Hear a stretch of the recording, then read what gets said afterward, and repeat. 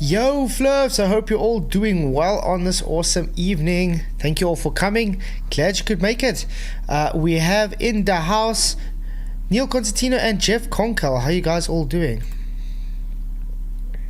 Doing great. How are you? What's happening? What's happening? It's good. I'm glad you guys could make it tonight.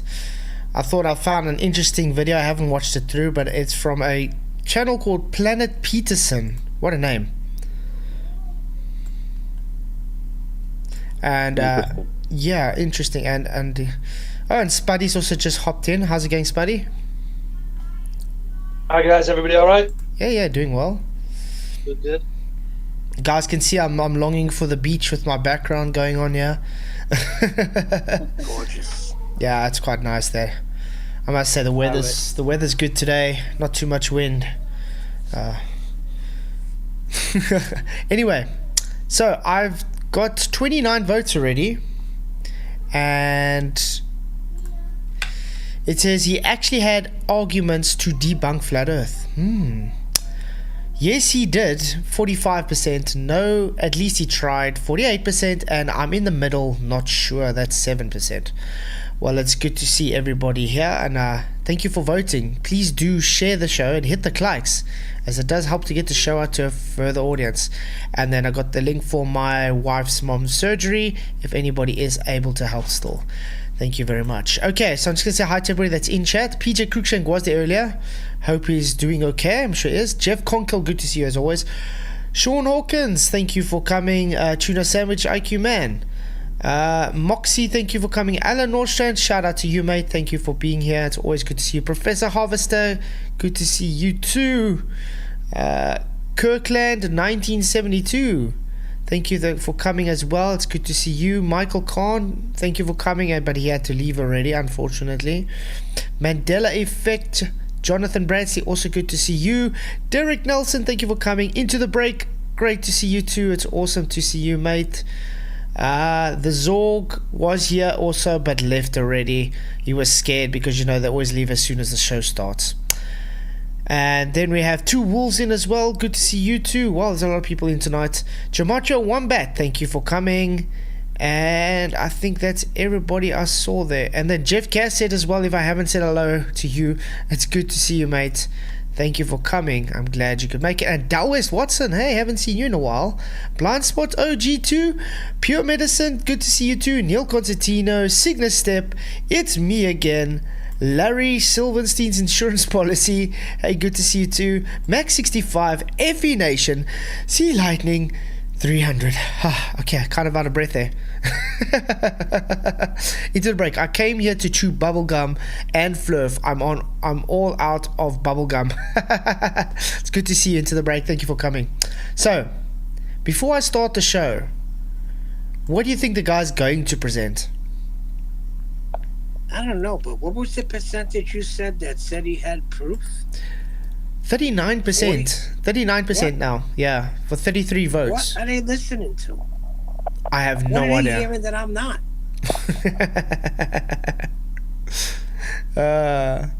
But yeah. I say cue the Pizza Planet straw man. That's what I say. Probably. Yeah, it's always that. I haven't watched any of this, to be honest. I just saw the name Planet Peterson debunking a flat earth, and I thought, this has to be something worthwhile to watch. So I'm watching this fresh out of the baboon's bumhole with everybody. I see it's a 42-minute long video, so we might even be able to do more than a one series. So that's quite cool. Good news, the power's not going off at 11, so we aren't limited to just 2 hours. Woohoo! Looking forward to that. So it's good to have you guys here. Thank you again for coming. Hit those likes and share the show. Okay, you guys ready to start? Run it. Let's do this. Ready? Let's go ahead with the flat Earth one since that's popular. Earth isn't flat. Okay. And what is your evidence to support that? The sun. Well, we've been to space and have photos of Earth, but that's what I was It was talking about. He's already started with space and photos. Can you believe that? That's right, I can't hear it in Element. Can you guys not hear it? Nope. Oh, I can't. Yeah, he's whispering. Okay, let me just stop sharing screen for you guys. I'm going to share screen again. Maybe I didn't click share system audio. Okay, let's try this again. Tell me what you So said. the last guy, humanity. Can you hear that? Yeah, that's Yes, better. yes. Okay, sorry, I forgot to press share sound. Okay. Well, all he said is the one guy asked him, okay, what evidence do you have against the flat earth? And he said, well, we got pictures from space. That's practically what it just said. Yeah. The usual mumbo jumbo nonsense. I mean, that's not a good start, by the way, guys. How old is this video, Flatzoid? It's I think it's 7 days old. 7 days. Well, he's way behind the argument then, isn't he? Yeah. No? Wait a second. It's only 7 days old and they're still saying pictures from space. Yeah. Oh my goodness. But you see, that's the problem we have. I mean, you saw the short I brought out today about that Astro Cobalt guy, whatever, saying the only reason we see the moon's different sides of it, I mean, it's how it looks upside down or whatever, is because of a sphere. And then I go and I take, okay, it's just your orientation that changes due to your location. So I take just an arrow painted on a paintlet just to make a point, showing if I just change my location, therefore the arrow's orientation has changed. It's got nothing to do with standing on a sphere or anything got to do with the ground. It's simply just your location, how you're perceiving it. Just like the cars, like we used to show with the cars driving left to right. If they're driving east to west, doesn't matter which way you're going, it will always be east to west. But if you're standing looking south, it would be west to east. It'll still be east to west, but it'll look left to right. Whereas you're standing looking north, it will look east to west. Problem is, the globers don't understand what happened there. Then you got someone today, PT, trying to debunk me, made a whole straw man video that wasn't even my argument, and then Raichis went and debunked him further. Shout out to Raichis, she did an awesome job. If you haven't watched it, I did share her latest video. Do go and watch it. Hey Charlie Wells, thank you for popping by. It's good to see you. Okay, so let's carry on. If he starts with images from space, it's not going to be very good to him. I love this, debating smart people only. Do you think this guy would ever come and debate? Negative. He would never show his face to any of these. Well, he might show his face to some people, but not here, FED or QE, that's for sure. Yeah, they usually run away from us. I got a question. What's the angular size you guys usually see the moon from your locations there? Because I've been seeing quite a few videos lately, like someone from Australia, and the moon looks so much smaller there than it does here by me. Why is that? I don't know. The moon is very puzzling. We had a Gravity. blood moon the other day in the UK. It was pretty cool. Yeah, but you understand what I'm saying? If it's based on their argument that it's so far away you're not going to have angular size change, just that distance, let's say from Australia to South Africa, isn't supposed to give that big percentage of change of angular size. Correct? But yet it looks different. So I want to actually do a thing at a stage where I want people from different locations to take photos with the same focal lengths, so we can try and compare the angular sizes at the same location, different locations. Because if it shows different angular sizes from different locations, that's just another nail in a coffin. You'd need a reference for scale in each photograph. Yeah, but that's what I say. Well, that's what I say. We have to use the same focal length, same crop factor and everything. I got a question. Mm-hmm. Where does the moon come from? Because bang, it's just there. It's not like the sunrise where you see the sunrise and you see the sunset. The moon just appears. Usually it comes when you're sleeping, though. And a lot of times I see it during the day for many hours with the sun being out as well. Yep. Yeah, but I mean, that's not even supposed to be happening with him, because if you have the sun and the moon at the same time, and note it has a shadow on the moon then, without the Earth blocking it, to give that shadow, which remember Andrew says it's the Earth giving the shadow. Why is that? No, there's just so much. People don't know. They just make assumptions and beg the question, then they go and affirm the consequent. That's all they do. It's a hologram, Charlie Walsh says. Okay, let's go on. If you reject that, then that's fine, because we don't need that. The fact that the night sky rotates in two completely different directions. He didn't just say that, did he? He just did say that. Oh my goodness. So he says, first he starts off pictures from space, then he says we don't even need that. The fact we got the stars rotating in two different directions. Oh my word. What Can is... you stand on the equator and watch them go both ways, can you? No, but apparently to these guys you can. Hey Jimmy, good to see you. This is how idiotic these people are. This is the same problem I had with that moon thing I was trying to explain to them today. They just don't get it. I don't know, are people this dumb? I mean, let's say... Yes, they are. Yo, Flat.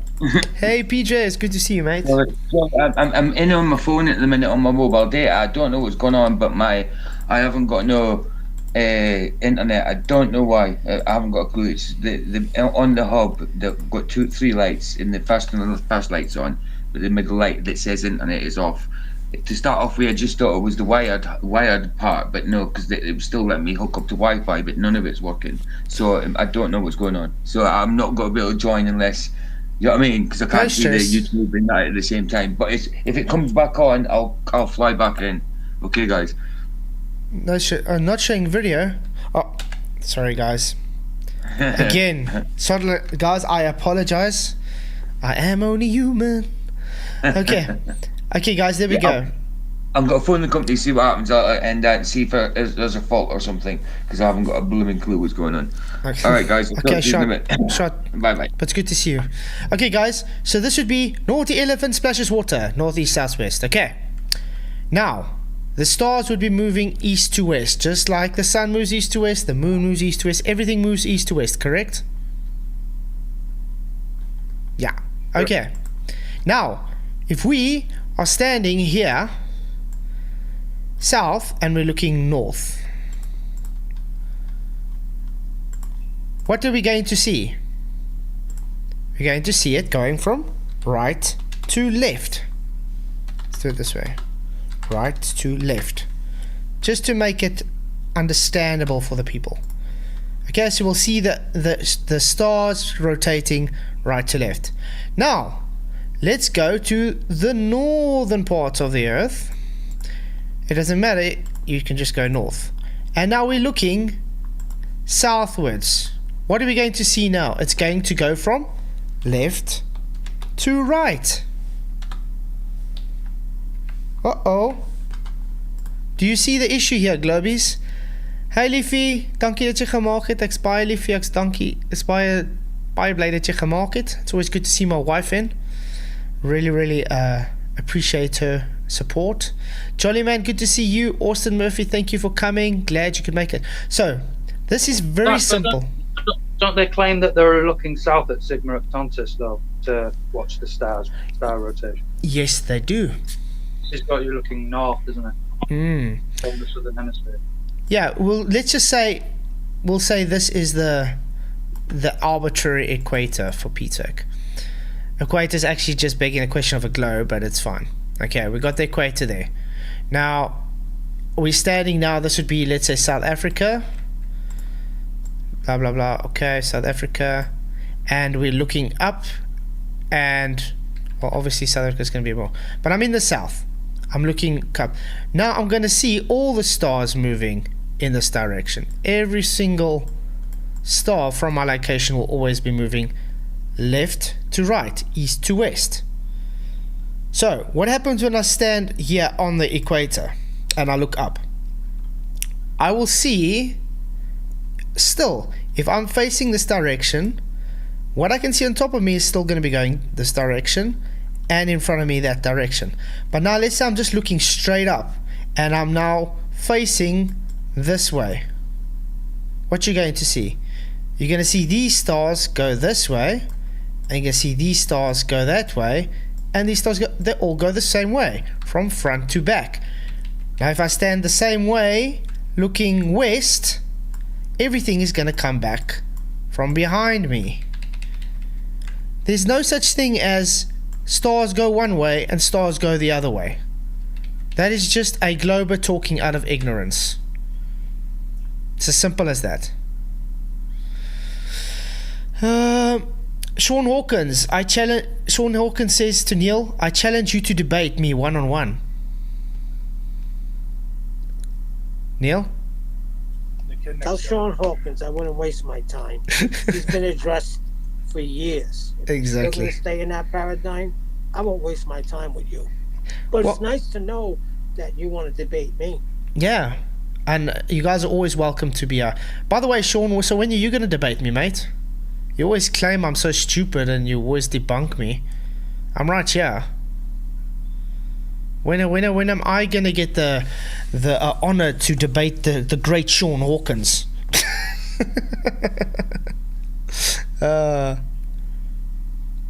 So yeah, that's how the stars move, guys. Always east to west, just like the sun moves east to west and the moon moves east to west. There's no, you can see at different locations because of the sphere. It's just got to do with your position, and this is exactly what I've been trying to show today on my short that I had. Okay. Well, hold on before you go. What my son says the same thing. He says it can only happen on a sphere, that cannot happen on a flat earth. So that's what they talk about, the two different star rotations. Yeah, but that's the we know are not. Yeah, but I mean, that's why I did an actual demonstration today showing that's bullshit. Raichis did exactly the same. She did more than one demonstration showing that.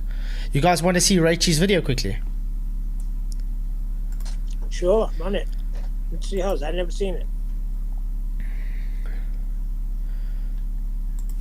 Raichis 5 zeros. There we go.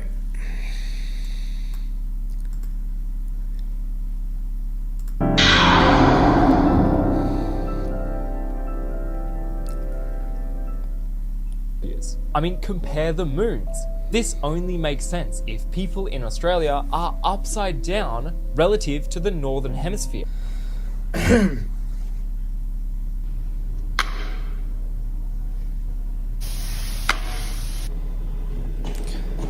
See what I'm trying to say, guys? It's just got your location. Now look what's going on. It's going, while I'm this way, it's showing left to right. Now look what happens as I move. Now, it's not left to right anymore, is it? It's going from me forward.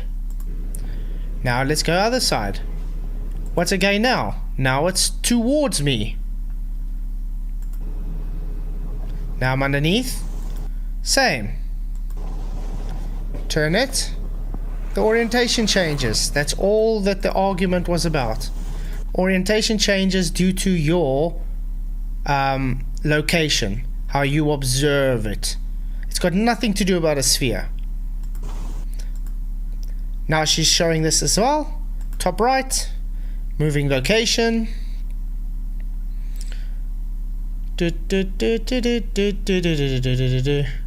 Oh, it changed. The orientation changed, just like shown with the moon. Now this is from PT trying to debunk me.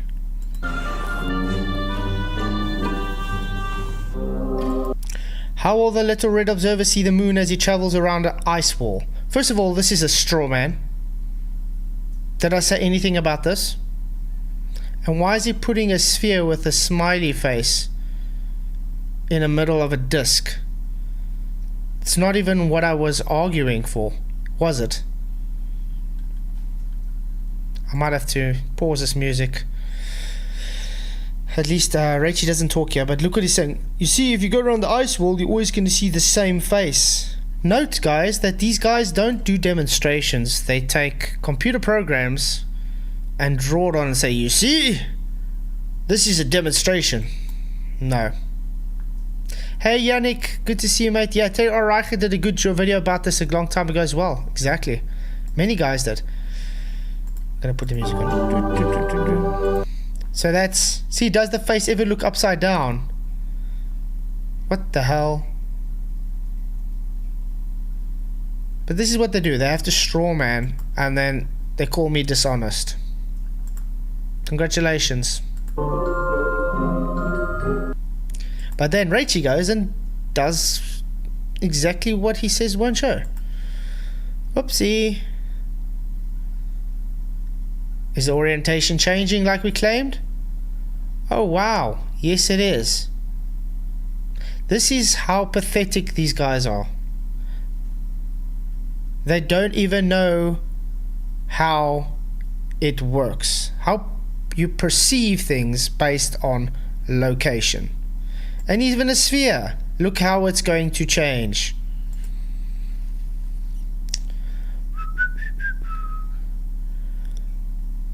There we go. Turning, turning. Oh, now it's opposite sides, just like we see in real life. Weird how that works. So yeah, shout out to Raichis. She did an awesome job on this video. If you guys haven't already, please do subscribe to Raichis. She deserves it. I'm going to send the video in the link for you guys. There we go. Shout out to Raichis. Sean Hawkins, but how do you get a southern rotation around a southern point? What do you mean?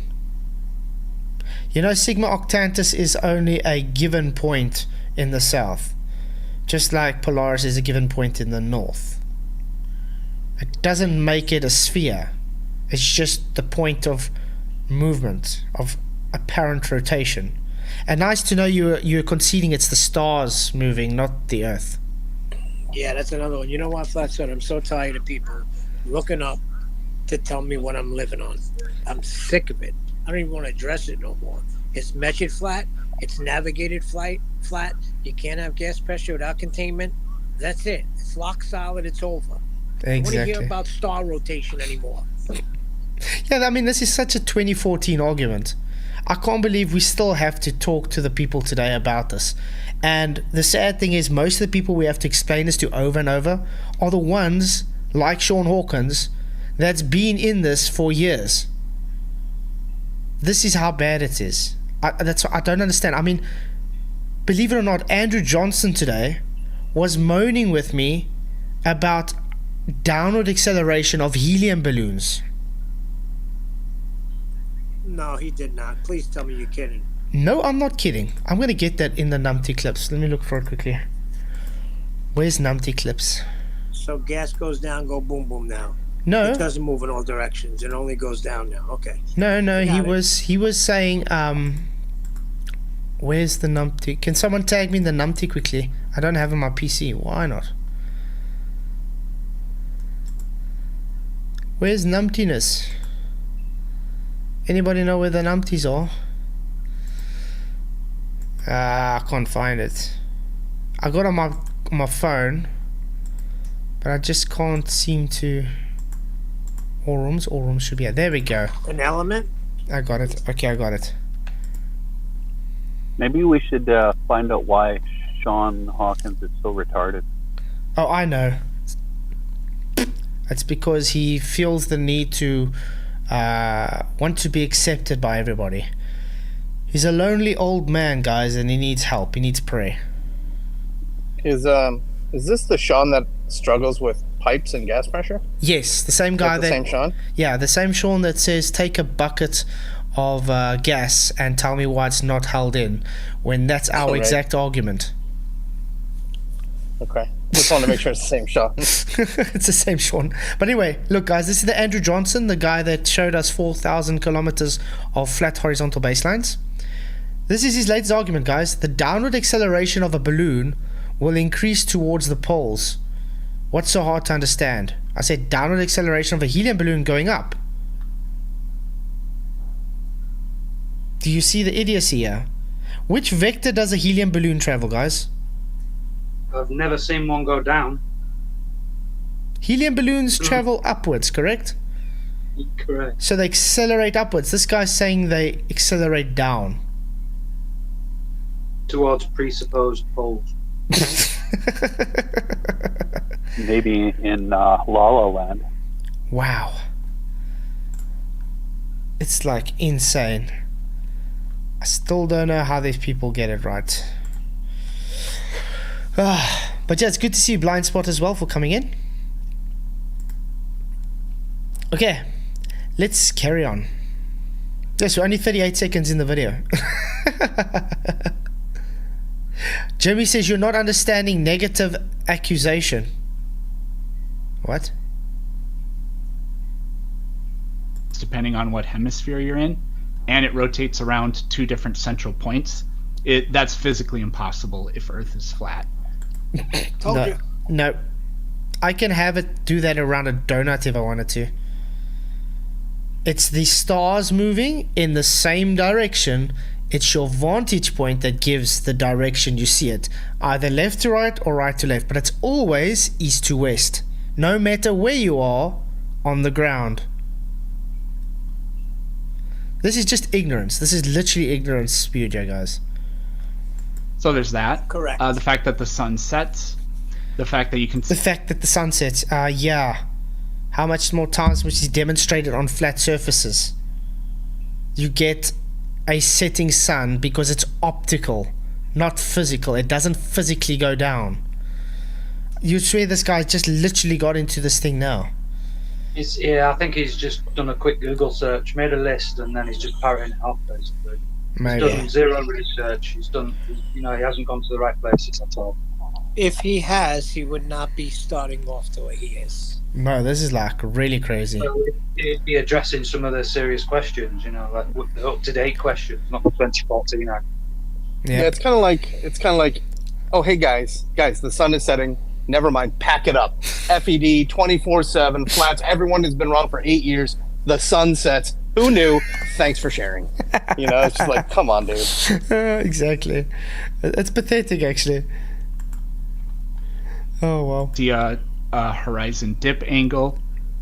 The horizon dip angle. So based on a elevation angle that needs a horizontal baseline. Yeah. Welcome to Flat Earth, mate. I mean, I don't want to just pile on one thing after the other, so what do you think? I think it's useless. Sure. I think the horizon dip angle is just another word for, or another phrase for a vanishing point. No, because the vanishing point would be above. Excuse me. If there was a. So, how do we do this? If there was a vanishing point, he's trying to set above the horizon. That's rubbish. Hey, Gary Wabenga, good to see you, mate. And SI Man, hello. Vanishing point, horizon. Vanishing point above horizon. So, if the horizon actually was a vanishing point, then the vanishing point would be the horizon. But no, that's false. The vanishing point would be on your vantage point. So if your eye level is higher, that would be your vanishing point, because your vanishing point is usually based on your level of your eyes. There we go, just like that. You see that? That would be your vanishing point based on eye level. Everything converges downwards to the vanishing point, everything converges upwards to the vanishing point. That's how it works. Everything has a different angular size, so everything has a different vanishing point. Yep. I mean, a 1p coin at 100 yards disappears. Yeah, the skyscraper a mile, it's all got different vanishing points. Yeah, but that's why I like to call it the vanishing zone rather than the vanishing point, because when you do drawing perspective, then you take a vanishing point or vanishing line, because you're trying to recreate what you see in three-dimensional reality. But when it comes to actual optical reality with perspective, it's more like a zone, because it gets into a diffraction limit zone. So objects can vanish before the horizon, though. That's my point. Yeah, exactly. Diffraction limit. Yeah, that's right. Yeah, that's why I call it more a vanishing zone, because it's not a straight point or a line as you would do when you go drawing. When you're doing perspective in art, you're trying to mimic what you see in reality, so therefore you have a hard line, you have a hard point where you're converging everything into. But that's based off of your observation. But if you're actually observing with optical reality, you have more of a zone than an actual physical point, you could say. So that's why I call it a zone, because it has diffractions. You have different optical phenomena that compare into that vanishing zone. Would that have to be a horizontal line that you draw across the page, would it? Or would it be a curved line? Oh, usually horizontal. Actually, always horizontal. Hey, Peaceful Warrior, good to see you. And OA, good to see you. Yeah. Give us what we're talking about. But if you No, actually... they don't have it. It's all being shrouded. Anything that we want to search that's gonna validate either one side of the argument is not there anymore. Google's done away with that. They don't want anything to do with this conversation. That's also true. Hey, Eduardo da Costa. Is this against a pro flat earth? I have no idea who the guy's talking to be honest. This is the first time I've ever seen this guy. Hey, Sovereign Soul. Good to see you, mate. Thank you for coming. Glad you can make it. Right, So we don't have to exercise the SEO of Google anymore. That's a dead topic. Okay. Another reference. He types in, is Earth flat? No, the Earth is roughly a sphere. No shit, Sherlock. Google is very biased to what it needs to say. Is that not true? I mean, what is it with these guys? Typing in stuff like this, that's supposed to actually go against flat Earth. Hey, Real Nye, the science guy, good to see you too. You said we wouldn't go to the space, but as far as perspective, Flat Earth Society. Why is he searching Flat Earth Society? I mean, is that who you're supposed to be searching for if you want to debunk Flat Earth? Told you, he's just done a quick Google search, hasn't he? He's done no actual looking into it. I don't think this. Yeah, I think this guy had a premature thought on how to debunk Flat Earth. He shouldn't have renamed it Debunking Flat Earther. He should have renamed it Let's Try and Find Out About Flat Earth. Because it seems to me... That's not the only thing that's premature about him. Shame. How to Google flat Earth. That's his video. Exactly. Well, like I said, he's got 40 minutes left. Maybe he's going to come up with something better, though. We never know. I did tag him in the description. If you guys would like to go and click on his link, it is in the description box, and let him know we are doing the review on his video. If he ever wants to come and have a chat, we are all free for it. I'm more than happy to chat to this guy. So I googled Flat Earth Society, and the Flat Earth Society is the first thing that popped up. So the idea that Google is like censoring the Flat Earth Society's controlled opposition, and if you're gonna put Flat Earth Society, you're looking for Flat Earth Society, that's what it's gonna bring up for you. Because it's controlled opposition, correct? I mean, you're not gonna type in red ball and it's gonna give you a blue ball. You asked for red ball. It's a different story when you ask for a round ball. Let's say you're looking for a red round ball, but you just type round ball, and it gives you a blue ball or a green ball. That's how it works. It still gives you the information you want, but you have to search for it, eventually getting there. That's how they censor. Because the people that now search Flat Earth, they're going to see all the mockery instead of the actual arguments. And then that's why people get this whole bigot kind of association, because they just see stupid, idiotic, make fun of flat earthers all the time.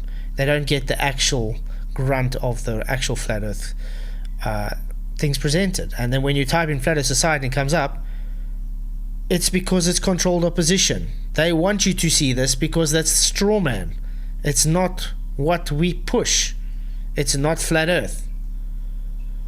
It's not hard to understand.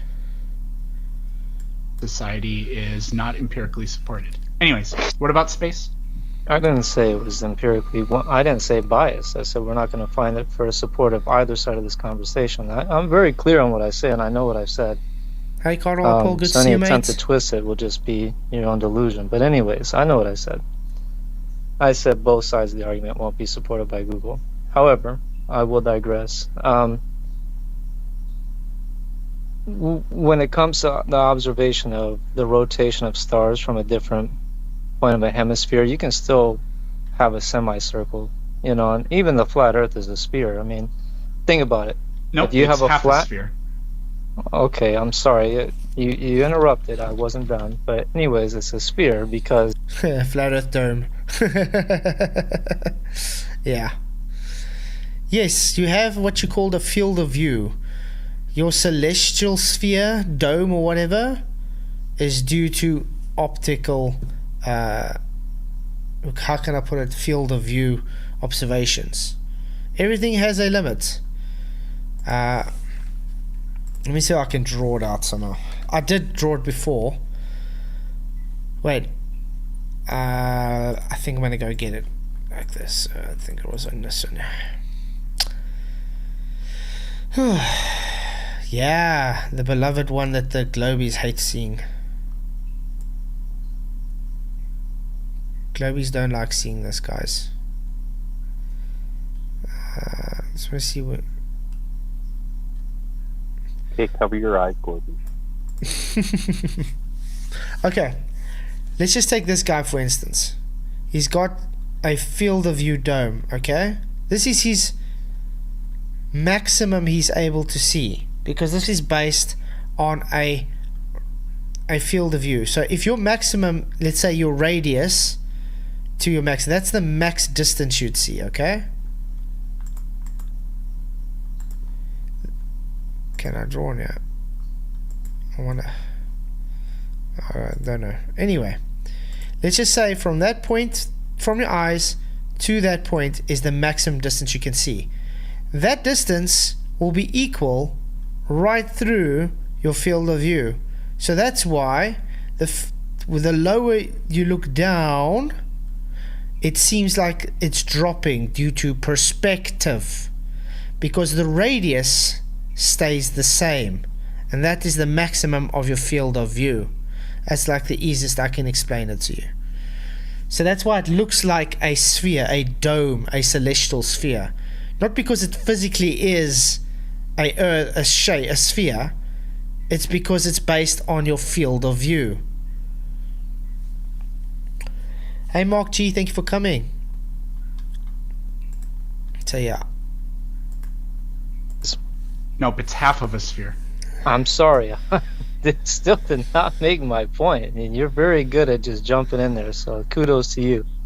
However, let's say we got a dinner plate, right? And that's the topographical part of the Earth with the... See, you called it out, guys. Pizza Earth floating in space. Do you guys think this other guy he's talking to is an actual flat earther? No, he's just a I don't think so. I haven't paid got my actor. point yet. Because I don't know, I've got the vibes like he's acting flat earther. Or he's just not very good at debating. continents Yeah. and the Sorry? mountains and everything. All right, it's very curvy, hills and valleys and mountainy. Then you got the waters, which are relatively flat, but they're deep, and that depth goes into like the bottom of a bowl. And then to cap that all off, around the supposed ice wall, which is Antarctica. Now, I'll tell you this, I'm speaking from an objective standpoint of somebody who's... Mark G, my field of view is 120 degrees. Field of view is not a distance. Yes, field of view is a distance, definitely. If you can only see 10 kilometers, you can only see 10 kilometers. That's a distance. What a moronic statement. Wow. curious, not somebody who's based in fact or solidity on any ideal. I just research them all because I think it's more beneficial for my psyche to entertain all ideas until one is proven absolute. So I'm not anyways, I just said what I'm not. So then if you've got depth where the water sits in some sort of like a bowl shape, and that would be a curved underneath underbelly surface, and then This you has have nothing a cap. to do. This has Then you have nothing a to cap. do with the rotation of stars in the night sky. Nothing Well, at we all to do could talk with it. about that. Yeah, I just Yeah, got off. that's that what I topic. said, was and then interrupted. you start. Yeah, I don't know what to make of this, guys. I don't know what to make of this. This guy doesn't sound to me like a real flat earther. Or if he is, he's not really, I don't know, really jacked up on what to know to chat about, I'd say. You guys still here? Hope he's still Yeah, alive. I was thinking that he's probably his mate that he's got set up as like a fake opposition, maybe. Never know. Try and learn about it together, possibly, but I think it's a neither ridiculous of them line know of, the argument. yeah, it's a ridiculous line of argumentation to go down about stuff you just are speculating upon. It just doesn't lend to good argumentation anyways. Yeah, and I mean, why is the other guy not telling him, why are you bringing this up on screen? This isn't the flat earth. Why is he didn't say anything about the flat earth society being a controlled op? You know what I mean? It's these red flags that makes a person wonder, this guy you supposedly debating on flat earth doesn't really sound like a flat earther. It's the nuances he's talking about. Just doesn't make sense. Talking about something else. Okay, so since I was in a So yeah, if there's a on dome it, here, then the let's say you stars gotta- are rotating in this direction, and inside the dome, nobody in right. the southern hemisphere could possibly look at the stars and see them rotating in the opposite direction that all the stars up here are. Should I draw it out for this guy again? Pay attention, mate. Let's do a circle disc for you. Okay, there's the disc from above. Okay? Now, let's do one in the middle. That would be your northerly stars, for instance. Okay? Let's do equatorial stars for you. And then your southern hemical stars for your whatever. What do you see? It's going east to west. East to west. We're still on this? Yeah, still on this. East to west. Okay. So, they're all moving in the same direction. Now, if I'm looking south from north, all the stars are going that direction. Now, let's say I'm on the equator and I'm looking north. All the stars are going this way. It's the same way. There's no such thing as it's turning opposite. Now, if I'm going this way, it's going to look like it's going left to right. That is how it works. It doesn't matter which hemisphere you stand in. If you face north, they're going one way, and you face south, they're going the other way. Exactly, they go exactly east to west. Irrelevant. It's irrelevant of which hemisphere you're in. Yeah, exactly. It's always east to What the west. hell's a hemisphere anyway? Globe begging the question. The begged question of a hemisphere, sorry. Yeah.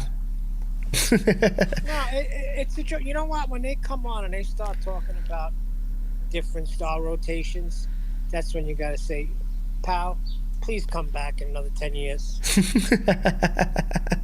But I understand the show would be real quick, so Yeah. we gotta entertain them, right? Yep. Exactly. Hey, Paula, good to see you too. Thank you for coming. And around a central point. That's physically Well, impossible. It's not, however. So No, if it you were to is. if you were to take a dinner plate, you place a Lego guy facing the middle on one side of the dinner plate. You place another Lego guy on the other side of the dinner plate facing the middle of the circle, so they're opposite each other across a 180-degree meridian. Now, if they were to both look up, they're not going to see the same rotation. This guy's gonna Google the whole time, it seems. Yeah, Jeff, I guess ignorance is bliss for a globe. I agree. Hey, Horace. Hi, Raichis. Good to see you. Thank you for coming. I'm sorry if I butchered your name. And Rayleigh Criterion FE, good to see you too.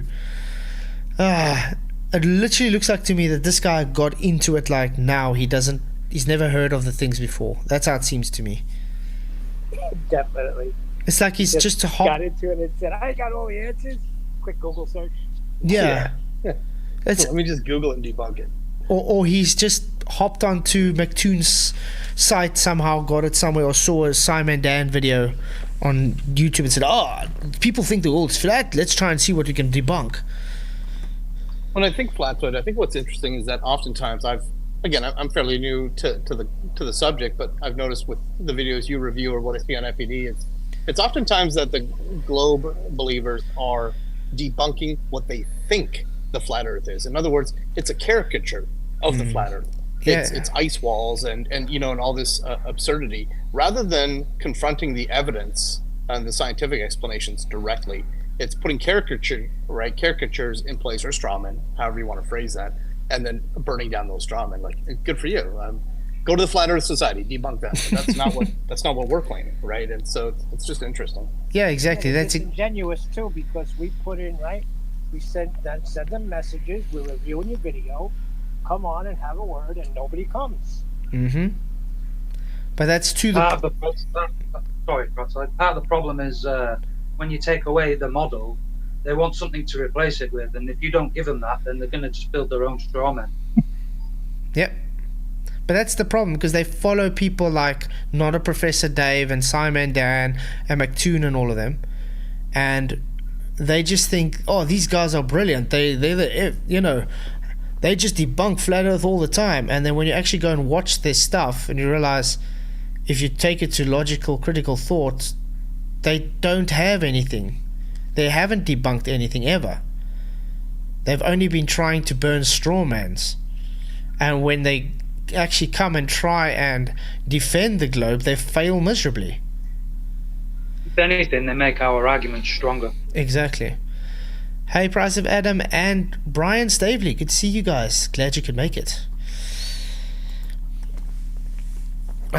It would actually work on a flat plane, which is why they would call it a plane T, a planet, a plane T.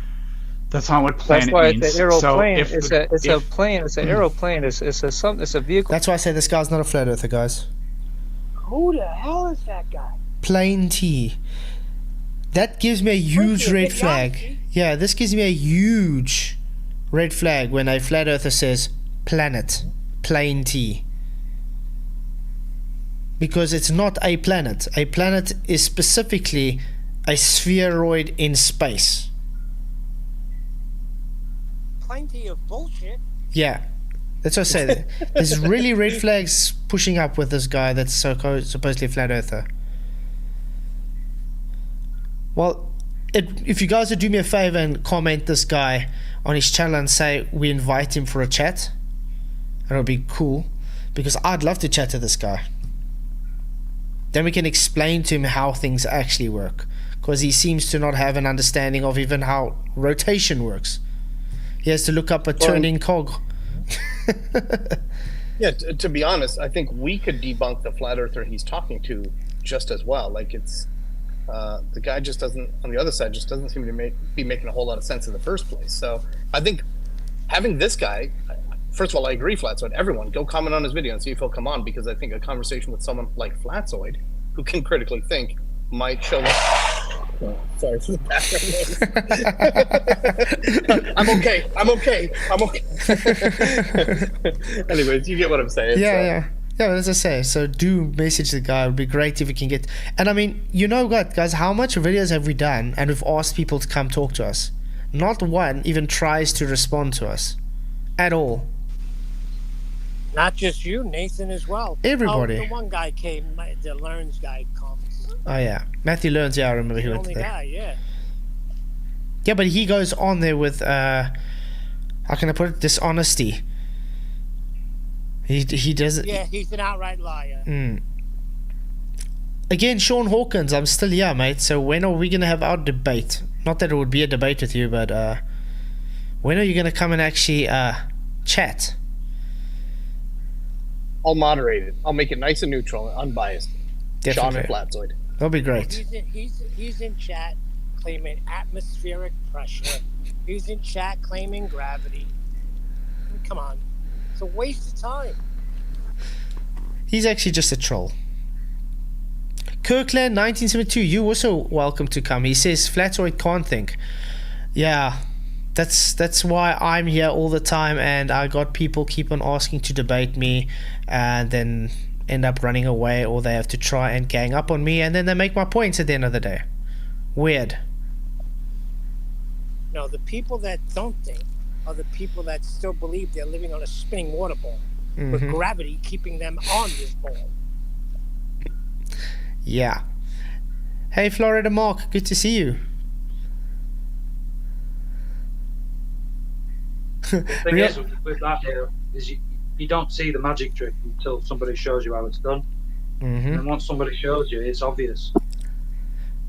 Look, you don't become a flat earther if you don't think. That's the whole reason you become a flat earther. Is because you do think. We were all globers. We've said this many times. Kirkland, he Problem says, is so many people are lazy.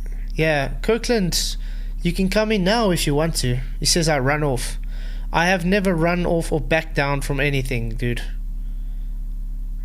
I'm constantly telling people to come talk to me. Like now. So if you want to come, come. He says he's never seen anyone run from me.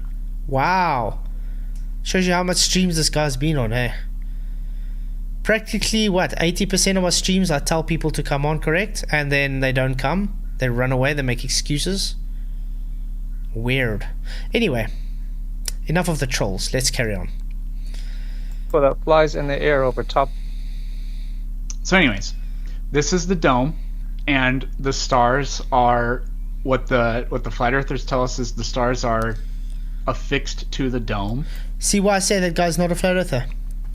This guy's talking to him like what the flat earthers are telling us. You understand? And the guy's not correcting him.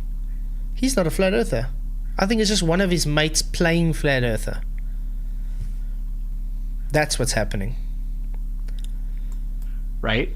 I And think so it's just two guys who've got the- together to try and make a video saying, okay, you act like you're a globie and I'll be the flat earther. I think that's all it is. Exactly, that's how it looks to me. North Star is right there in the middle of the dome, and the Kirkland, I've debated FTFE multiple occasions. I've debated McToon also. And I've debated Cats. And I'll try to debate Phil, but yeah, he only debates me when he can have 6-on-1 and then still gets miserably blown out of the water. Dave McKeegan tried to take me on as well, making my point. So I don't see what the problem is here. Yeah, Triangles McKeegan. the stars rotate around that North Star. Now, if those stars are rotating, the entire dome is rotating, okay? Which means the entire thing is doing this. You can unmute yourself whenever you want. So if I'm standing somewhere down here, that's the equivalent of standing, I don't know, in Ushuaia in South America. And if I look south, which is going to be towards here, where this is all spinning, no, I will not see the stars rotating around a fixed point. It's a Did physical... he just claim a rotating dome? It looks to me that way. I think he said that because the stars are fixed, the dome has to rotate. That's a complete straw man. Yeah. He did say that. He Yep. said the stars are fixed in the dome, which we never claimed dome. And by the way, how many demonstrations have been done to show the stars show that deviation and pinpoints on a flat plane? Many. So this guy just can't visualize something, so therefore he says, no, it's false. I just want to shout out a comment Yannick made in the chat. I definitely think this guy's wearing a wig. Like, it really does. It does. It looks fake. Look at that. That hairline does look fake. I'm going to be honest. It does. I don't mean that as an ad hom. It just Yeah. really looks like a wig. It looks plasticky. It just doesn't look natural, if you put it that way. But yeah, I understand what you're saying, because it doesn't look natural. It looks almost like not 100% human hair. Let's continue. Yeah, let's carry on. Hey, Mystical Rockhound, good to see you, mate. Thank you for coming. Wig on a globe head makes sense. Possibility. So if me and you were facing each other and I raised my right hand, what would that appear to you as? But speaking of wigs, guys, I'm planning on maybe getting a wig. You know, one of those permanent wigs that you have to get every 3 months. You stick it to your head. Yeah, because that's how much hair I'm losing. So I feel for this guy if it is that way. You look fine, but No, go bald gracefully. My wife doesn't want me bald, so that won't work. So that has nothing to do with Yes, the it's the exact it's the exact observational standpoint I'm speaking of. It's exactly true. because you cannot have It's totally scalable and relevant. you cannot have a dome rotating and have two. Okay, Dome rotating. You were right. That's exactly what he's talking about. What dome rotating? that's what he's saying. And the stars are fixed on the dome. That There's is another. what? Dome rotating. does 2 this points gear? of observation underneath No, it. no. You can have 2 points of Does- observation underneath the dome. Does this made-up idea gear of flat Earth. Sorry? This is his own made-up idea of flat Earth. Exactly. Wow. It's crazy. rotate around two central points? A singular central point, but based on your perspective. Like if I said I saw a 6 and you were standing on the other side of it, you say it was a 9. That's what Yeah. I'm telling you. It's a So flipped that perspective. has absolutely nothing to do with You what have I said. If you got two different... I can't believe I have to draw this for this guy as well. If you got a star here, or an object, and a star here, an object, okay? This one's moving this way, and this one's moving this way. And you stand here, and it has a parent position that it looks like it's deviating that way, and this one looks like it's deviating that way. What happens for a star that's further, or a star that's further? It will seem like it's having a point around it, correct? And that's why you'll have your two rotational points. Yeah. Not hard to understand. This kind of makes what his argument looks like to me.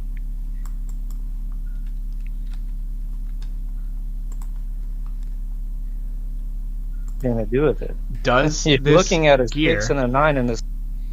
does this gear rotate around two fixed points? No. But the gear is a singular object. Stars are multiple objects. Do you see the issue here? Why doesn't this guy call him out on this? And you can unmute yourself whenever you want.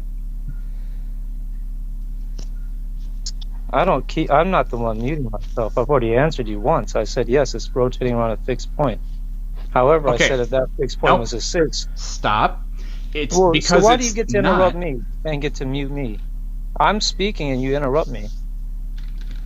But it's like a one-way street here. It's almost like you have a narrative or a bias that you want to perform on. That's You what know, you you have. know, Yeah, you know. I'm interested in the truth. So I in the know, northern sir. hemisphere, Yeah, just like I was saying, you see there? They are moving the same direction, you nincompoop.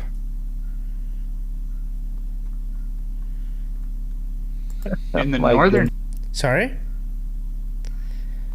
And I mean, if things move with a celestial sphere, like we're saying, it would give that apparent outward deviation. That's how it works.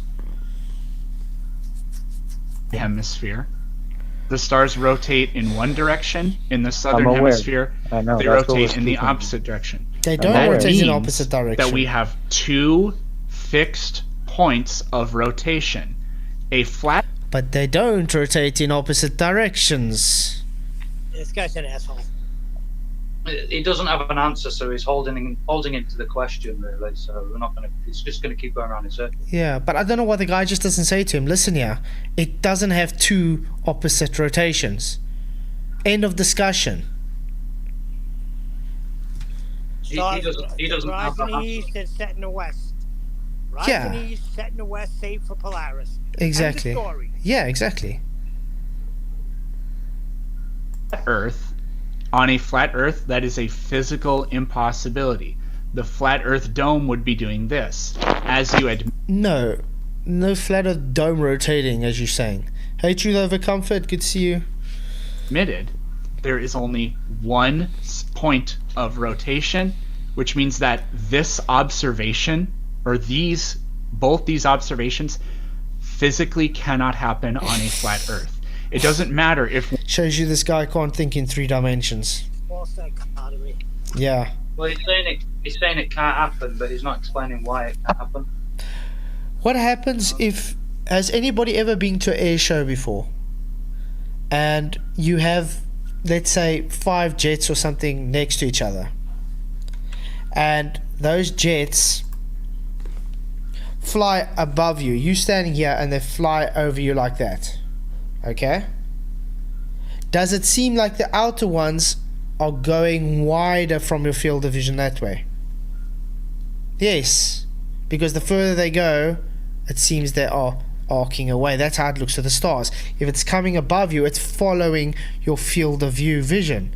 So it has to arc away, and that's why you have the apparent seeming like it's curved away, you could say. Don't know how else to explain it to this guy. It's very simple stuff. Kirkland is not brave, Derek. Kirkland is simply just a troll that is projecting his insecurities onto the rest of us. I think we're all losing IQ points on listening to this guy, Jeff. I'm starting to doubt my choice on choosing this video, because I don't want it to be a whole 50 minutes of just the guy saying, "Oh, a cork turning, therefore not flat Earth." By the way, guys, we got 76 votes. He actually had arguments to debunk flat Earth.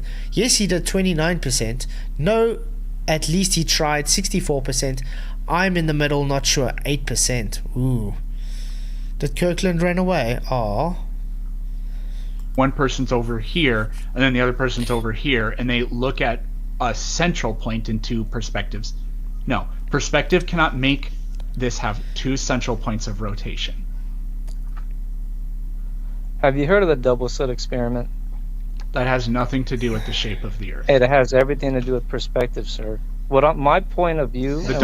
What? Did he just say the double split experiment has everything to do with perspective? Did I hear that right? Yeah, this guy's insane. What the hell? They're both insane. He sounds like a Witsit kind of guy. Because this is the kind of shit Witsit will come up with. I wonder if this guy's maybe heard some things from Witsit before, and now he thinks, oh, this is why, because light will have diffraction, it will deviate, so therefore it will look that way. Wow. The experiment has nothing to do with perspective, and it's quantum entanglement. It certainly has nothing to do with the shape of the Earth. Sorry? Oh. You just want to keep cutting me off. Everything has to do with perspective and how I've only done that when you've said something incorrect. Fine, whatever. So let me ask you this. If I were to take a flashlight and I hold it directly against the wall or a countertop, and then I raise it up just a little bit, the surface area that light covers is going to be relative to the size of the flashlight itself. Is that correct or false? What is with this guy keep on burping on the stream? This is like the second time he's burped. You guys realize that? Damn rude. He's on a stream for everybody and he's burping. Hey INFE, good to see you, mate. Thank you for coming. Relative to the size of the flashlight? Kind of. The lens of the flashlight.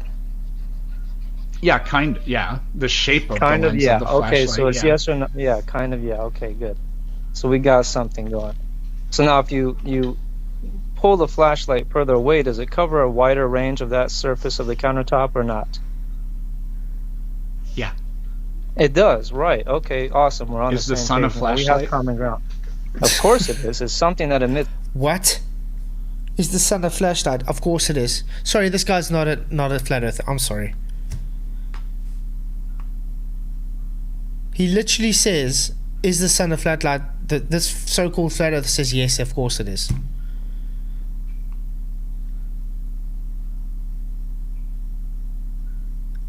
I don't get it. It's light. Right Is it or a wrong? Does flash- it emit light? is it a flashlight? Does it emit light? The question is, does it emit light in all directions? And it does. Right. It emits light, period. It emits light in all directions. Yeah, the sun is a divergent light source.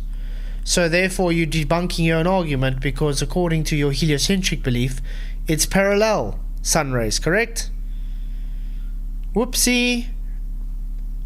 Well, what direction is the Earth from the sun? What direction is the Earth? There's no such thing as what direction is the Earth from the sun. You could say it's horizontal from it, but there's no direction. So You can say it's horizontal from, but there's no direction. So horizontal is not a direction. There's no direction over horizontal. Yeah. Makes so much sense. Yeah, guys. Sorry, I thought there would be more from this guy, to be honest. Yeah, I'm getting a bit lost on where he's trying to go with this. Yeah. I don't know, should we maybe try forward it to where he's maybe got a better arguments to talk about? I just don't know if he's actually going to be presenting anything of value. Yeah, let's see if they get away from this star rotation. We've already addressed it. Yeah. Ah, train tracks, okay. Oh, it's still on. They run parallel to each other. There, train tracks, okay. There we go. It's maybe getting somewhere. well, see, if that were true, then when people make observational observations, they When people make observational observations. What the hell? Observational observations. An observation can only be observed. That's what an observation is, by definition. To be observed. What the... Yes. you would see that the train tracks do not make a conical appearance, but they make a conical appearance. What? Did you hear that? I have to rewind that. It's all just double speaking. Yeah, it sounds like double speak. What? Okay. If that were true, then when people make observational observations, they would see that the train tracks do not make a conical appearance, but they make a conical appearance. What the hell? What is a non-observational observation?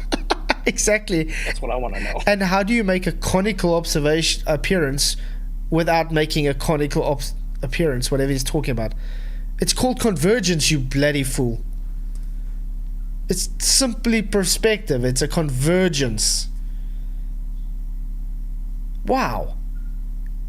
By the way, this photo he's showing here shows it's flat, guys. Everything is having straight lines to the convergence zone, not going down like presented by a globe. Wow. So However, you, sir, have train been track- debunked. Well, train tracks do not.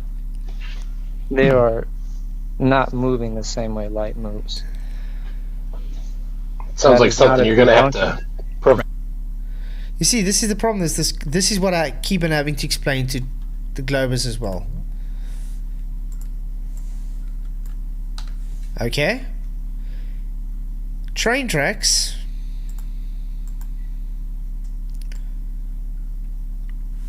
Oh, what am I doing? Have an actual distance between them. But if you're looking to them through perspective, they converge. They're not physically converging. Now when you look at the sun, it's an actual pinpoint, and the light is physically diverging. What's the difference here? Okay, we are observing convergence from observer to the conversion zone. The sun, you are standing and looking there, it's coming outwards. Do you see the issue here, guys?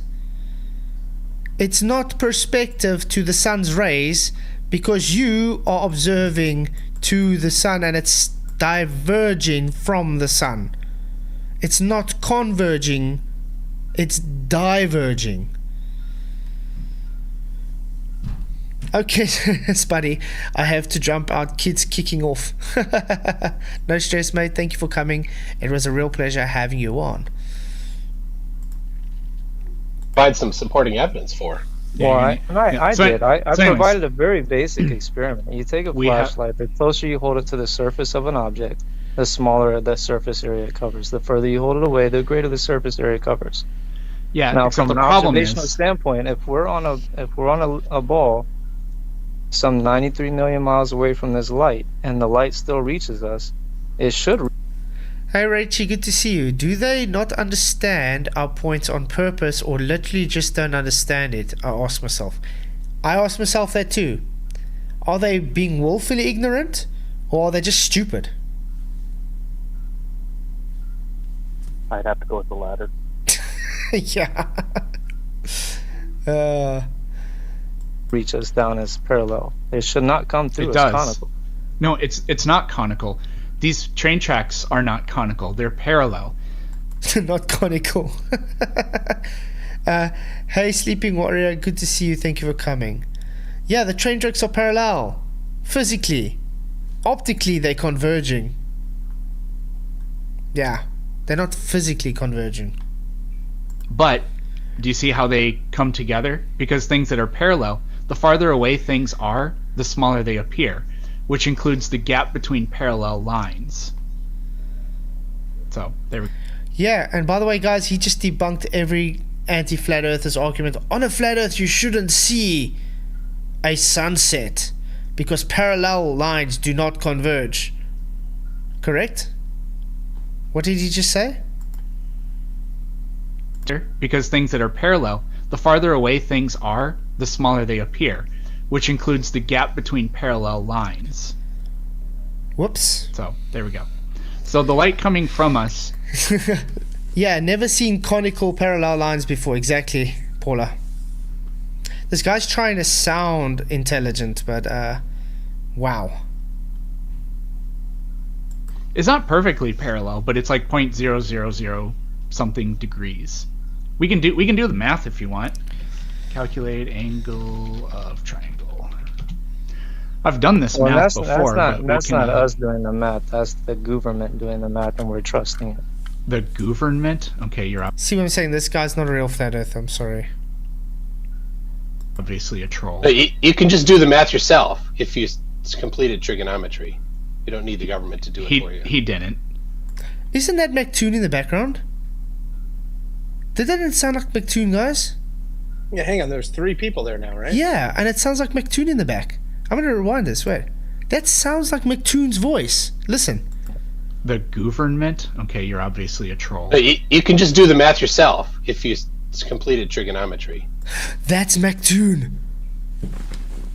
Dude, I'm sure that's McToon in the background. This is a whole setup. It has to be. That has to. You guys agree? That sounds like McToon. Oh, yeah. Wow. What the hell? This should get interesting. You don't need the government to do it for you. He didn't. Well, So, these are assumptions. These are assumptions you guys are making. Trigonometry is not an assumption. It's Yeah. Well, proven. the assumption is whether I No, I completed assumed he the course in hasn't high passed school it. or not.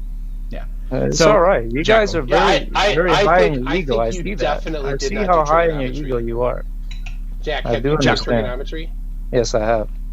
Really? All right. And so what I've does done SOHCAHTOA cosine, mean? sine, and tangents and all that stuff. Yeah, It's very SOHCAHTOA. fun. What It's does very- SOHCAHTOA mean? Yeah, remember McToon when you did SOHCAHTOA on the triangle you said didn't exist with the triangulation? Remember that? And then you ended up completing the triangle using SOHCAHTOA? Uh-oh. By the way, McToon, I'm still waiting for the height of my flask that I asked you, like 4 months ago? that you said you'd be able to work out for me the height of the flask. Remember that, guys? Still waiting for that. Face Reality, good to see you, mate. Thank you for coming. Thank you for the $2 super chat. Really, really appreciate it. He says, he looks like a variant of Red Pill Velocity. He does, actually. Just a very thin, older version, maybe? With a smaller beard. I miss that guy. That guy had some awesome content. But thank you for coming, Face Reality. Really appreciate the super chat. You rock. Yeah, he seems to be whispering in his ear. That sound a lot like McToon, especially the words, how he says the thing. This is a fake debate, guys. Well, since I don't study it today, and it was about 14 years ago when I studied it in high school, I'm not familiar anymore. That's okay. So I don't remember the quadratic equation. But it doesn't. It That's does not okay. to You say don't that I have to. did not have that as I can provide transcripts from my high school Jackal. Awesome. Can curriculum. you if you actually like. do the trigonometry now? I just answered that, didn't I not? You I've already cannot. answered Got that. it. So you did not do Okay. the trigonometry for Right. the crepuscular rays that you're talking about. Definitely McToon, guys. Definitely McToon. So he wants him to do trigonometry, which he says you can't actually do because it's a globe, remember? Weird how he wants someone to do trigonometry after his whole arguments always are, you can't do trigonometry! Yet he wants him to do the trigonometry. Right. So Got it. let's take a look at this then. So Okay, can I ask you a according question to- though? Because Sure, yeah, you've go made a ahead. bunch of claims. Well, McToon, since you know this guy, maybe you can organize this guy to come talk to me. How's that? I'd love to debate this guy, because he seems to be a moron. Because if he had to bring any of these things up to me, he wouldn't get past the first point. Yeah, that's why I say, Paula, I think this is not an actual flat earther that he's talking with us. I think it's McToon with two little friends here trying to act like the one guy's a dumb flat earther. It doesn't sound like McToon, like him. It's 93 million % McToon. Exactly. And I want to stick on the sun. So, if this is how the sun, if the sun is above the earth like this and goes around in a circle above the earth like this, what is responsible for the light coming off of the sun not being circular, and what is preventing the sunlight from arbitrarily stopping at this point here? It can be many things. First of all, you're using a straw man argument here. Okay. Second of all, how do you know what the light is? Because based on, well, this is practically my belief, I'm not pushing this on anybody else. Like the Bible says, God created the light and the night day.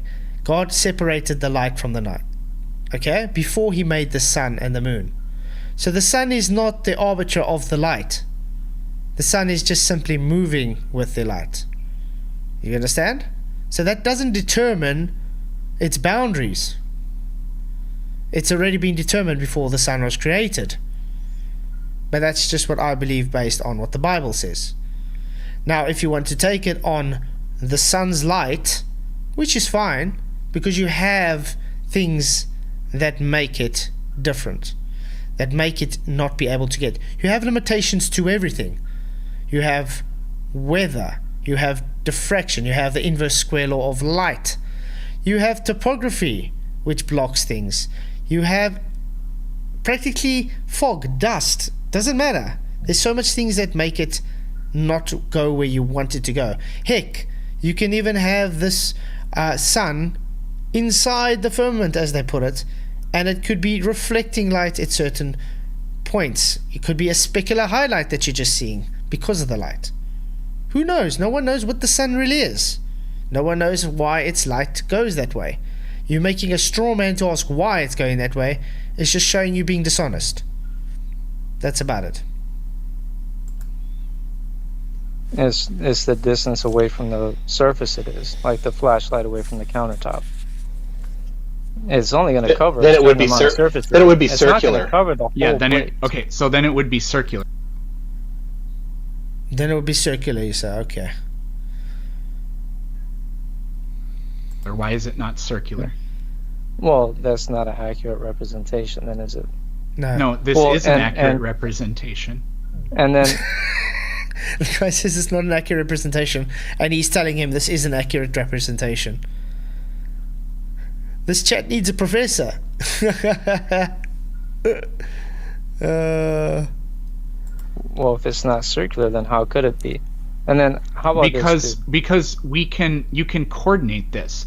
You can look up at any time where it is daylight and where it is nighttime, and we know that the shape looks like this.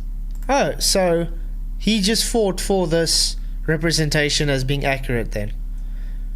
But he wants to say then why is the light showing that way? Okay, we can do the same. What is gravity?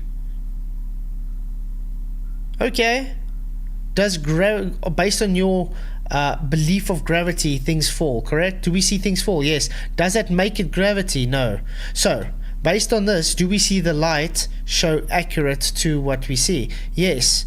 So why is the light doing that? We don't know. Can we go like that, guys, or am I being unfair? Not everybody knows everything, do they? No one knows what's going on with everything. People can not know. It's called I don't know. But do we observe it that way? Yes, we do. So therefore, you don't really have an argument to debunk because you're creating a straw man to debunk. You're making an argument that no one's made. So it fits that model. No, it fits It's the not a model. actual real-world observations. Yeah. It's not a model. Okay. So So we're at another an impasse here. I'm gonna agree that we're at an impasse and we can move to a new topic of this subject, if that's all right with you guys. we can talk about whatever you want. It's fine with me. Excellent. According to our science teachers and textbooks, where does the moon get its light from? It's reflected off of the sun. Excellent. Is the sun hot? Yes. Oh, now he's going to talk about the cold moonlight. Should you guys want to listen to cold moonlight, or should we try and Oh, see, it's just Jeff in. I know Spuddy had to leave. Neil probably had issues. I know he had issues with his what's the name earlier. Jeff, do you think we should go further on to see if he has a different argument I don't know. than Moonlight? Because I don't think I'm in the mood for Moonlight. I think I'm losing more IQ points here. That's the thing. That's the problem here. I'm feeling frustrated sitting here listening to this. I'm actually feeling edgy. Maybe we can afford it. I don't know. I really thought there's going to be something here. Rainiest city in the lower 48, but it is pretty much the cloudiest. Maybe they'll get to gas pressure somewhere. I don't know. And so if you look at a temperature profile for Seattle, what you find is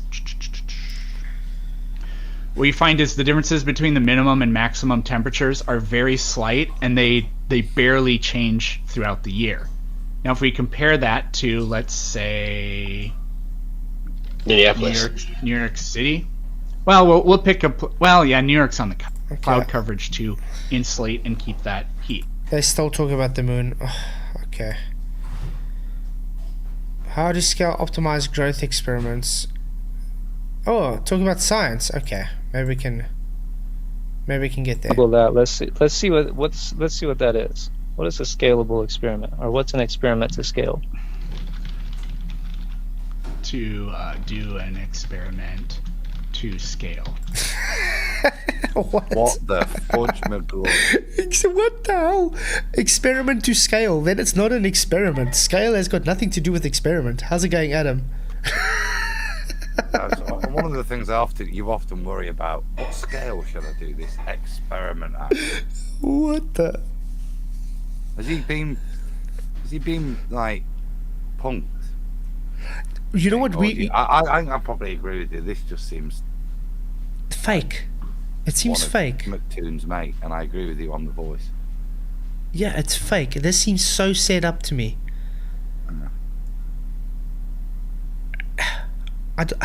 I'm speechless. But it's good to have you in. What? Well, we're going to try and see if he actually has something more to present. Hopefully they will get more into science. I hope so. And then, do you want to present that other thing you wanted to present the other night, Adam? Or do you want to do it offline again? I'm happy to do it online. It was just a point of interest. It's demonstrated another point that I kind of knew. But yeah, I've no issue, mate. Awesome. Okay, so we're going to carry on with this, hopefully get somewhere. And if we say, okay, I just can't take enough of this, then we let you present then. Is that fine? Yeah, cool. Because I don't know how much more of this rubbish I can take. No, it's pretty painful, isn't it? Yeah. Okay. Well, most of your panel quit. I know. Just saying, it's like they're dead quiet. I have to encourage them to talk, and then all of them have left. Wow. Oh, but Mactoon does that to people, though. Okay. I'm pretty sure it just means that you're doing it at a certain scale, at a certain representation. And that representation would reflect what, the bigger picture? Sure. Awesome. So awesome. Let's go ahead and let's go ahead and put water into a confined space, and let's move that space around. Let's say it's a see-through space. It can be any shape you want. Tetrahedron, for all I care. Yeah, Jeff, I understand you at work, mate. No stress. Oh.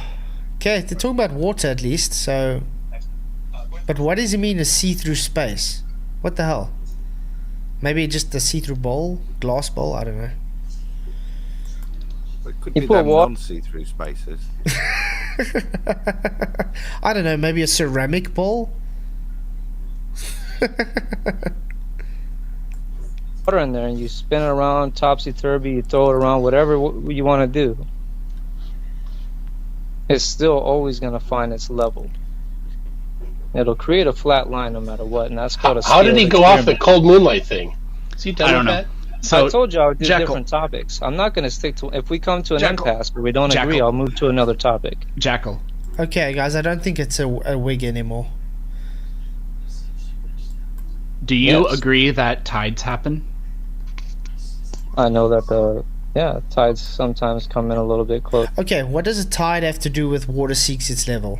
A tide is moving water. When water seeks its level, it's at rest.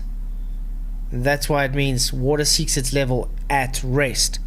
A tide is moving water. So a total non sequitur.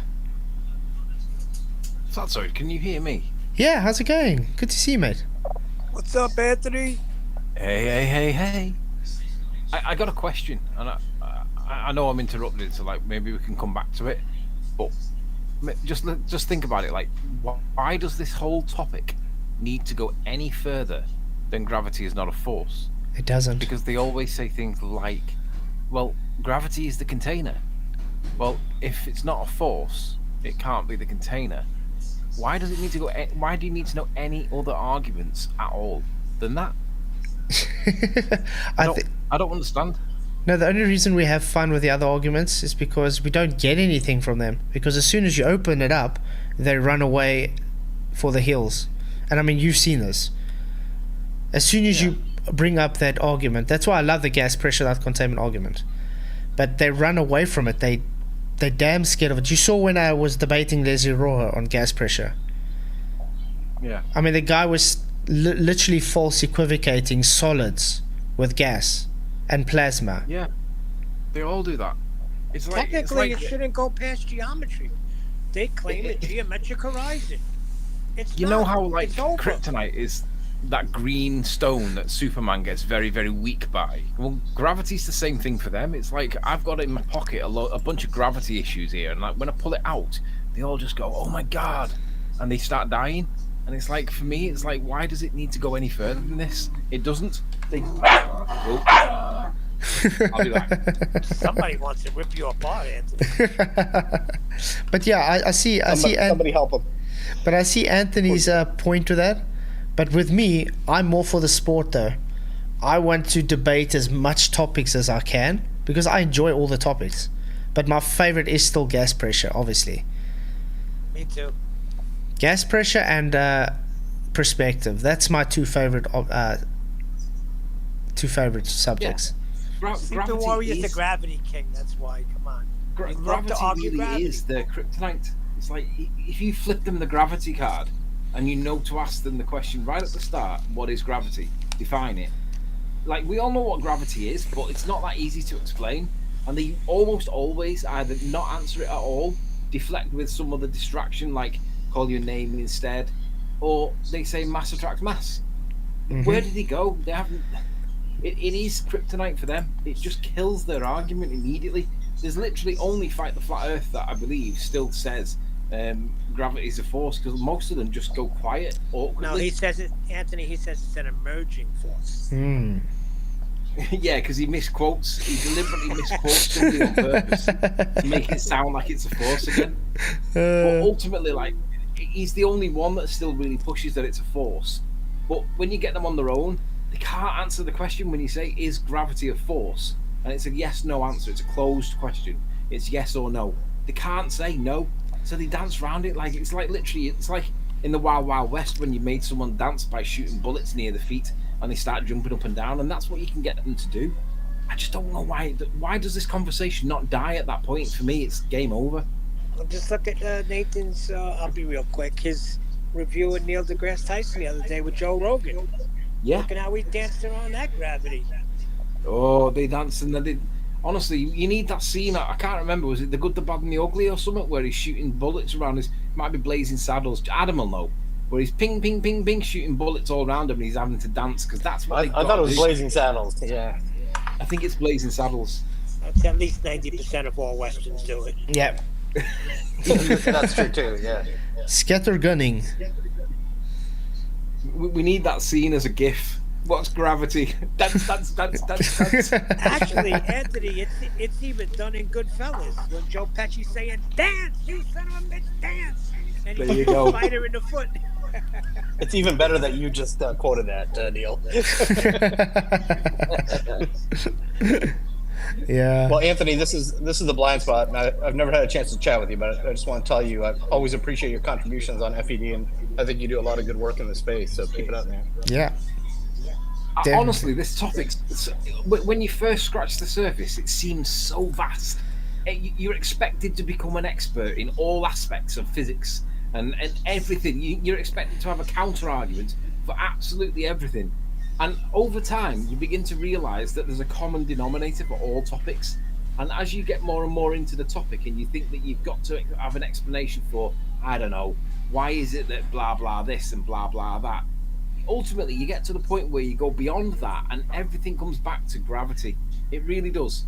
And if gravity is not a force, doesn't matter what it is, it just matters that it's not a force, then all of a sudden either F equals ma becomes a problem because that means that you're calculating for shit that doesn't exist, or an object at rest will remain at rest unless acted upon by a force. Well, that means that the sky can't be the container, gravity can't be the container, and in your model we would all die. But they still push it and they just ignore it, and I'm like, that's that one point we should all focus on and not move off it, because it kills their model over and over and over and over and over again, and they've got nothing. Who cares whether or not we can explain A, B, and C? Doesn't matter. If it's not, if gravity's not a force, bye bye globe. Yeah, but I mean, gravity's their glue. So if they don't have it, they don't have anything. Yeah, but it's like rusks for like I don't know if you know what rusks are, but it's like a baby. Like we have rusks, right? Big biscuit things that babies love. That's gravity for them, and if you take the rusk away from them, what are they left with? And the answer is nothing. Yeah, but I mean, you saw with Hang on. Well, there's some ignorant Americans here on the call. It's a giant biscuit for babies. You got to tell me more. Yeah, it's a giant biscuit. It is a giant biscuit for babies. But that's what gravity is to them. It is a giant biscuit for babies. I mean, I can imagine Fight the Flat Earth suckling on a Farley's rusk all night. That is his gravity. That is his rusk. Yeah, but I'm gonna do some research on rusks, and I'll get back with you. Well, I can bring it up now. We got what we call Omar rusks. Oh, delicious. Yeah, Farley's rusks they're called. And there's bound to be a baby with one in his hand. This is what we usually eat here in South Africa. Oma rusks. Oh, Neil, tell me you don't know what this is either, just so I don't feel No, dumb. change Uma to Farley's, Farley, Farley's rusks, and there's bound to be an image with a baby suckling on it. Farley. Farley. L-E-Y. There you go. There's the baby suckling on it. It's right there. And gravity is the Farley rusk. I do actually know because I've been hanging around with these English fellas for a while. That is everything that epitomizes Farley's rusks, a baby suckling on it. And, because look how big it is. It lasts them for ages, right? They'll fall asleep with it all mashed up all over the mouth and everything, right? But it's part of growing up. But the reality is that's what the gravity is. It's a Farley's rusk. You take that away from them. What have you got? It's the equatorial plane. Look. I love that saying that, when it was Elon Musk, wasn't it? You can tell it's real because it looks so fake. You can tell it's a ball because it looks so flat, because that's literally what it really it boils down to. That it is so simple, and they have you running around circles, don't they? Like they'll talk about, they want you to know about all kinds of things, fusion technology, fission technology, but ultimately it does all come back to gravity's not a force. That one line kills it all. Yeah, but they're also, I mean, if they just actually go and regenerate relativity a bit, they'll understand it's just a mathematical construct that we cannot even observe, even if we wanted to, and it has no effect. I know, but there's the general relativity point, right? It is a valid point. It is a point of progression that you don't get taught in school, but it's not the end of the topic. We got to go beyond that and go, well, that's only part 2 of a 3-part in the series. Because once you recognize and accept that general relativity is seemingly a thing, there's another part to it that goes beyond that. Because then you start talking about quantum mechanics and quantum gravitation and all that. And whether you accept that or not, whether you agree with it or not, that is the point that is the debunk of Einstein. Now, I'm not saying that it's right. I'm not saying that it's wrong. I don't bloody know. But we're trying to get them off Newtonian gravitation, because Newtonian gravitation is bunk. We were all taught it in school. We all believe it, but it's bunk. Yep. But trying to get them off that, getting them onto Einstein, is the next step. But it's only step 2 of step 3 of 3 steps. So I just got to say thank you, Faciality, for your $2 super chat. Really appreciate it. He says, Sleeping Warrior, the Rob and Norm debate was ace. The what debate? The what? Which one? The Rob and Norm debate was ace. I'm not sure which one he talks about. But Rob and Norm. Yeah. That's that Rob Parks guy. He's he's quite affable, to be fair, but he's just stupid. he thinks that I'm stupid, and I'm trying to talk to him about on-topic stuff, and I constantly get misrepresented in that argument, because I said that we were talking about the Cutty Sark. The Cutty Sark was the last boat in the line of what they call clippers, and clippers were boats that were predominantly made of wood. They were light, they were easy to make, they were cheap, but they were limited in their size. But they were really fast. You could get through you could cut through the waves really quick with a clipper, but you couldn't carry very much with them.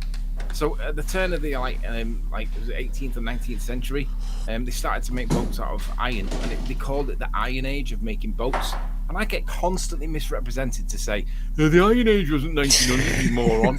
I'm like, I didn't say it was, you idiot. I was talking about the Iron Age in relation to boat building, because that was the beginning of the Iron Age in boat building. Yep. They use that as though some kind of debunk. But yeah, Rob Parks and that other guy, Norm, that's right, Norm. Yeah.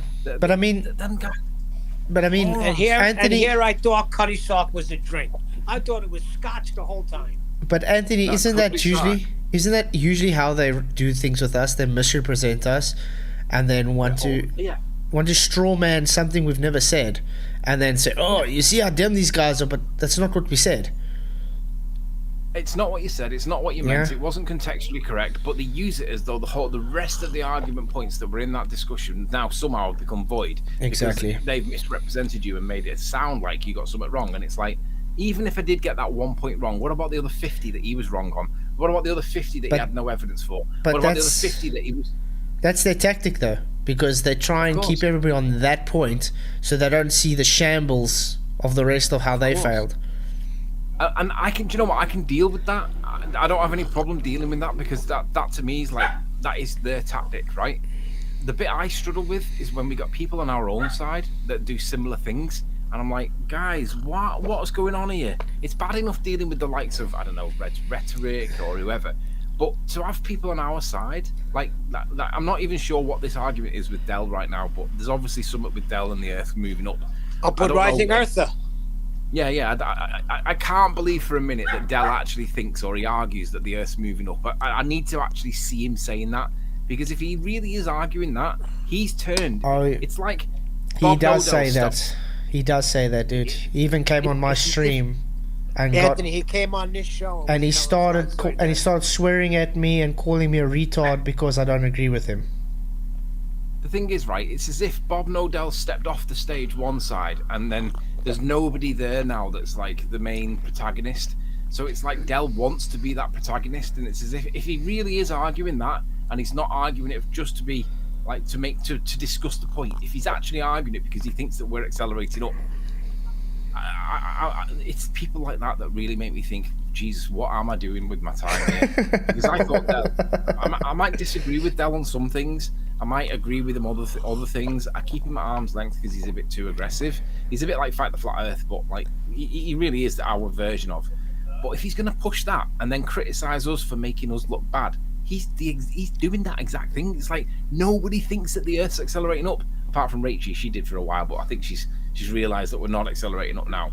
But the point is, no one says that. No one thinks it. It's Flat Earth Society nonsense, and it all comes from Einstein's equivalence principle, doesn't it? And essentially, he says you can't tell the difference between a moving frame of reference against a solid one that's not moving, unless blah blah blah. Who cares? It's a false equivalence, right? That's what he's arguing. He's only making a point, but he's not arguing that the Earth's moving up. Maybe he was. I don't believe he was. I think he was using it as an example. It is a false equivalence because he's saying you can't tell visually. He's not saying you can't measure and determine it by other methodology, i.e. the application of other forces, the way other things would play out. And that's the switcheroo that's happening there. It is just a mind thought, a bit of philosophy, really. Say, when Einstein conjures the situation, he's saying that from those relative perspectives, just looking, you wouldn't be able to tell. You'd need other information, but we have other information, and that's why it's interesting that this thing's been hoodwinked based on that, like I said, but on that fundamental premise of relativity. What bugs me is that this fiber optic or the ring laser gyro, whichever one it is, I always get mixed up. Use the fog. Use the fog, yeah.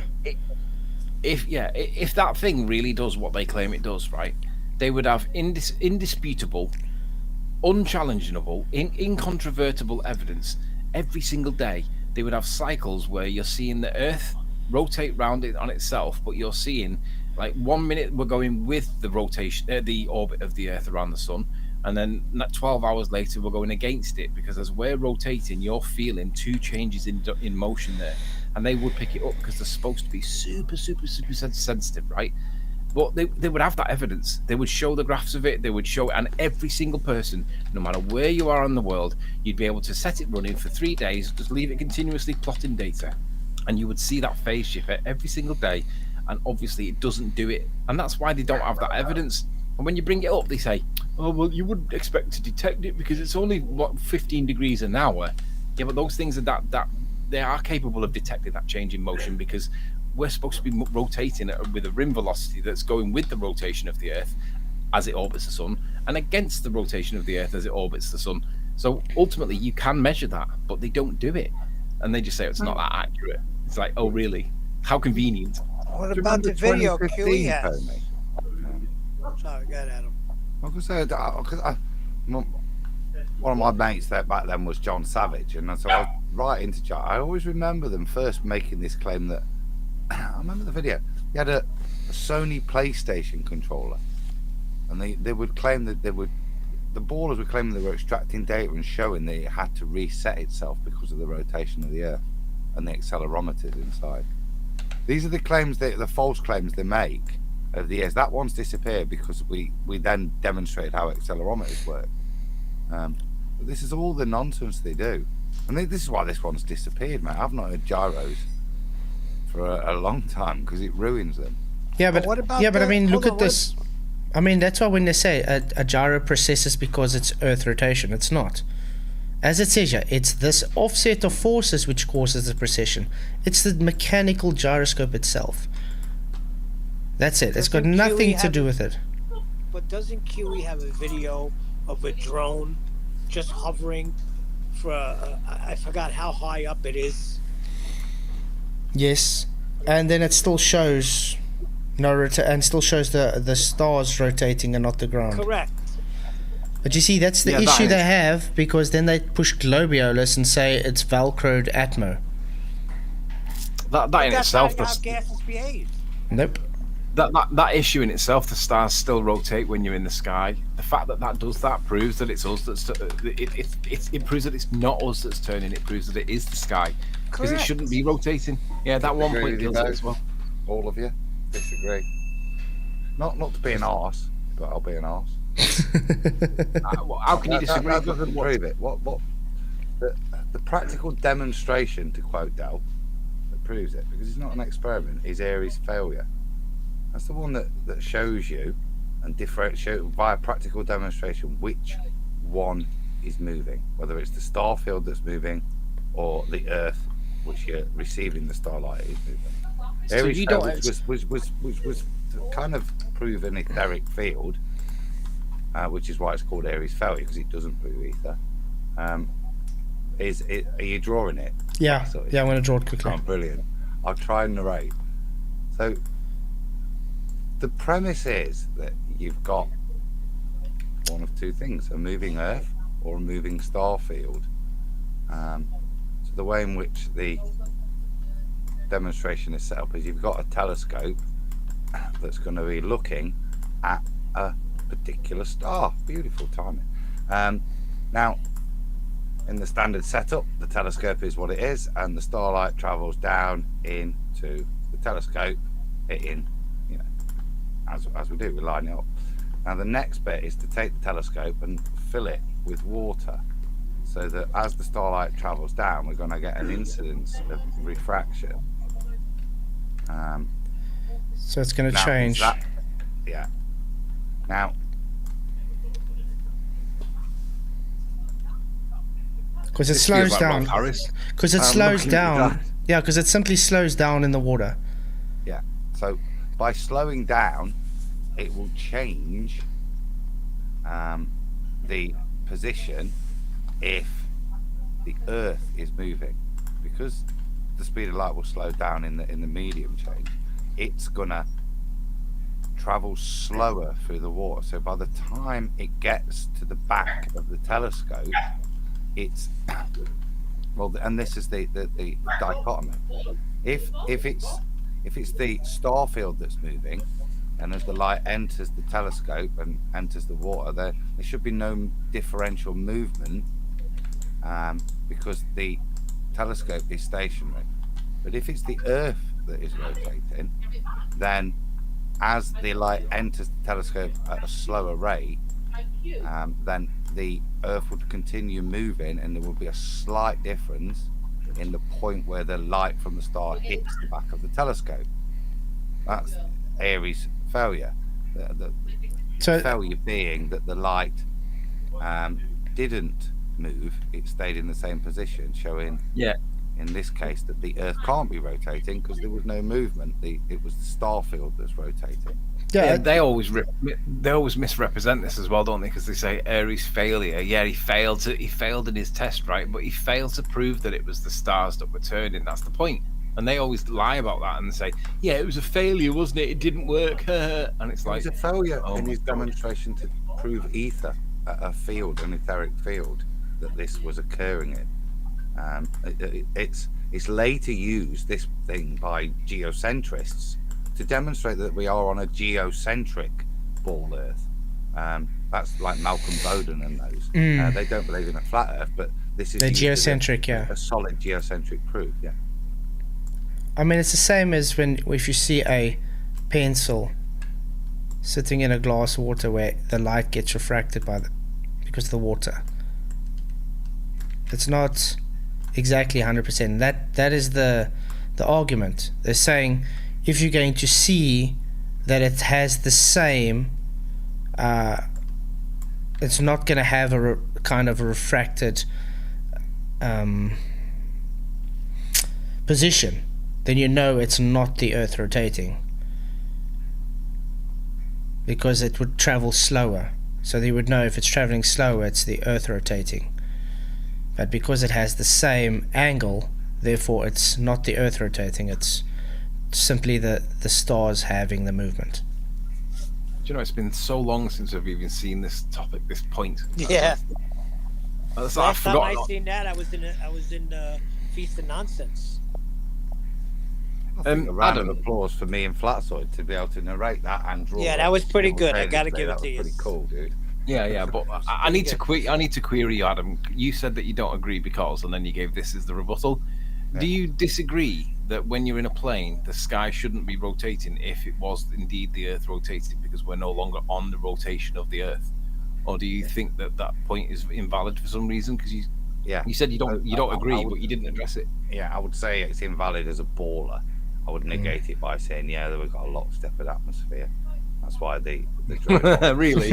Yeah, but you can't. Hold on. That's Well, how I you can't keep say lying that. to myself. But wait, Don't argue it with me. I'm saying You that's how I can- go to sleep at night.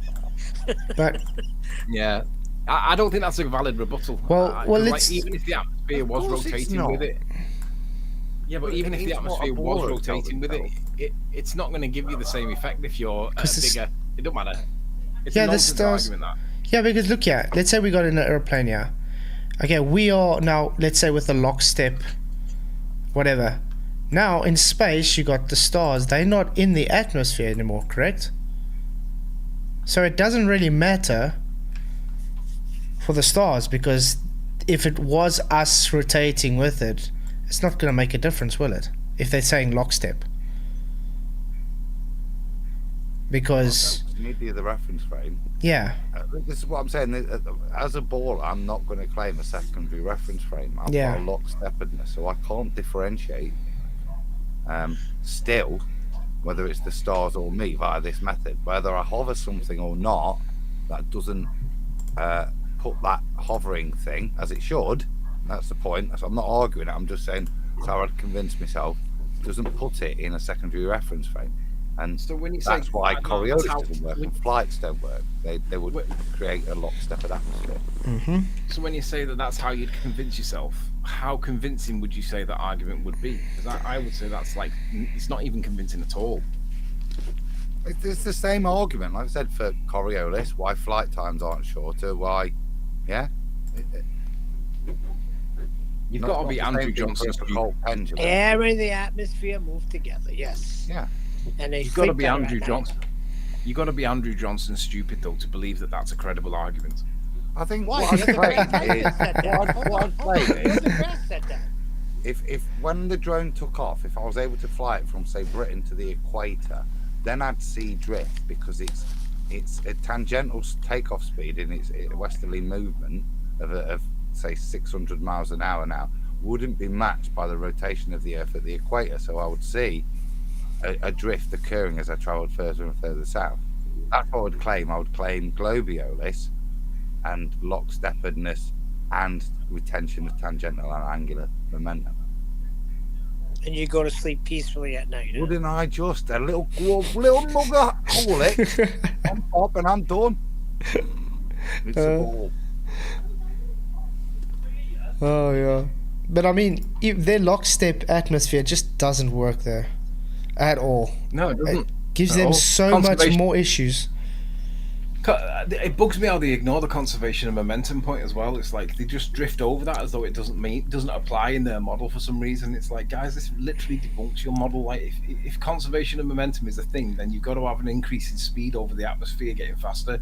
How does it do that? But not just No, that. that's globiolis. Yes, globiolis. But Yeah, I mean, I know. Differential in the conservation of momentum, and like I say, that's a cluster screw in itself. What they're trying to conserve, whether it's angular momentum and linear motion, etc. But fundamentally, you're travelling at 1,000. When you take off north from the equator, you at 600 mile an hour, whatever.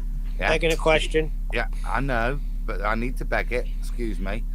As you travel north, I also have to beg the question that I'm traveling east at 1,000 miles an hour at the same time. If I was able to zoom out into space, that's what I would see.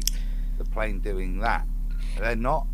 Well, The then plane isn't in lockstepedness. It maintains all of those retentions, and it's the differential at the point of takeoff to the wherever you're traveling to. So more or less dependent on your movement from the equator, that generates the globiolis force. yeah, but that's not the only problem, though. These guys have infinite conservation of momentum. Since when do you have an infinite conservation? Well, is that the right descriptive term? Infinite conservation of momentum? Is it not like a negative conservation of momentum? Because you would use, I mean, you would use, you're gonna once you've used the kinetic energy up, what's going to happen? They're just claiming it's still going to be moving and moving and moving non-stop because you're always going to be conserving momentum. Partly because of the locksteped atmosphere that helps you conserve it a bit longer than the and then you go and then you fly the opposite way, going against the conservation. So this takes us back to the flying backwards point that they always like. I was just going to say that. Yeah, they ridicule it as though it's us being stupid, but that is the effect that they're arguing for. That like if you're conserving your momentum as the Earth rotates, you're flying backwards. You're traveling forwards whilst flying backwards at the same time. Yeah, it's insane. It is. It's stupid. I think this chat we're having now is much more interesting than that video we saw. Oh, for sure. Oh wow. Yeah, I didn't mean to hijack. No, I'm happy you did. That was a make-believe flat earther and a guy that did a quick Google search on debunking flat earth. That's what that video was. Yeah. What it is, every time I see like one of these new guys, imagine like you've got a conveyor belt where you've got all these puppets that are being created, and every now and again a new one pops off and that he appears from nowhere. He's just come off the conveyor belt. But what you don't see is that there's another character that's been killed off, so it might be like, I don't know, Red's Rhetoric. I don't know if he's still around, but he might have gone missing.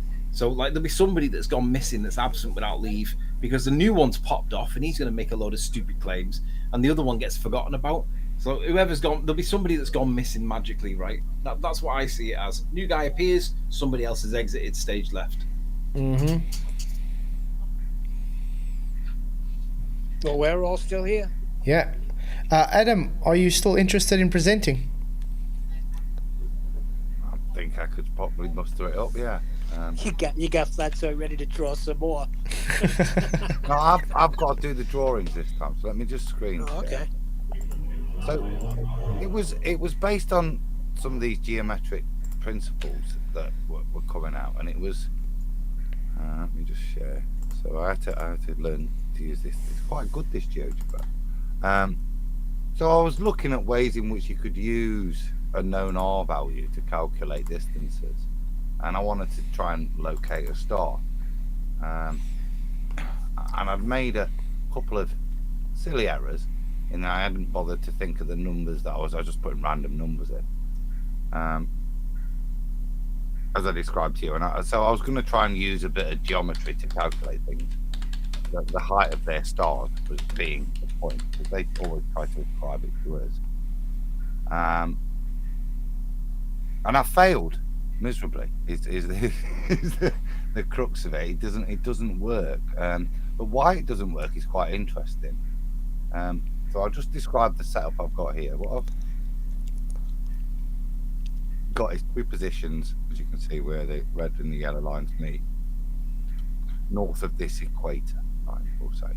So I've got a point that's 30 degrees north of the equator and a point that's 30 degrees south of the equator. And the red lines are there. And Neil, don't have a go, because I've got to beg the question, because I'm trying to do this on a ball Earth. The red lines are the tangents that they set up using the horizon to generate it. So I've given them those, and then what I've done is imagine I'm at point A, and I want to get to a point on the equator. So to know that is, I can define it. It's going to be 30 degrees, or 60 degrees, sorry, from my point in the sky. So I can look up from my position here, take an elevation angle of 60 degrees, and I'll know that elevation angle will get me to here, look, in terms of its ground position on the ball. And conversely, I can do the same from 30 degrees south latitude. So I'll do the same, looking north this time. 60 degrees, there it is, lovely jubbly, that'll get me to the same GP. But the point is, when you do geometry on this, on a ball, it throws out a big problem. As you can see, none of the points ever meet. So when the ballers talk about things going to infinity, it literally is, but even at infinity, it doesn't meet. So I want you to, this blue line should be commensurate using triangles, yeah, to come down to the GP point that it's being measured with. Yeah, it should at some point meet in the future, this cyan and black line, and the same conversely the other way. This bottom one should meet the equator line at some point in this distance somewhere. But this is the fundamentals of their mathematics that at no point can it ever meet. So the more I zoom out, as you can see, they don't meet ever. Yeah, but I mean, that's how it usually works. With distance, it makes it worse. If it's diverging, it just diverges further. Well, it's not that they're diverging. They just don't ever meet. They are kind of, in a way, parallel. The only variance I've noticed in GeoGebra is the inability to define a circle. So there is, if you see, look, these kind of, they do converge at the back. But that literally is the inaccuracies of drawing a circle and then taking it to infinity. But there should be, in theory, from a geometric perspective, parallel. And that's the point I want to make. These points never meet to confirm their relative positions via any form of perspective whatsoever. There is no perspective in this whatsoever. It cannot apply. Yeah, but you see, that's what they do, though. They throw perspective away for the geometry and call it. That's why I said it's like hijacking perspective, because they don't actually have the perspective. They've kind of taken it and turned it into geometry. You cannot put perspective in if you put but that's what I'm saying. It would ruin it. Yeah, and what we've got here is complete loss of definition, as opposed to, you see my point? At some point when I zoom out so much, the blue, you see how now it's virtually the same, but it's not the same, and they never meet. But that is fundamentally what they're claiming, that it's just loss of detail that allows you to locate, as opposed to the use of triangles in celestial navigation. Exactly. So that was it, Flatzoid. It was a little disappointing because I couldn't get the height of the star. There is no height of the star. And that's the whole argument. We can get a height of star, you can't. Yeah. Exactly. Because why do they take this height of star? Because Google says this is the height. This is the distance, so therefore that's the height. And then they want to strawman us and say, oh, we can't get a height of star, when we're not claiming height of star, because height of star has got nothing to do with completing the triangle, because it's an apparent altitude angle. Exactly.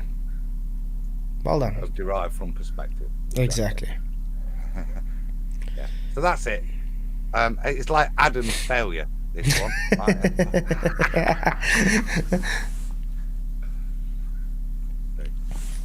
Yeah. Suck on that, McToon. Yeah, so I because you're probably going to have some ballers trying to tackle this out, so if you got... I don't see how they can.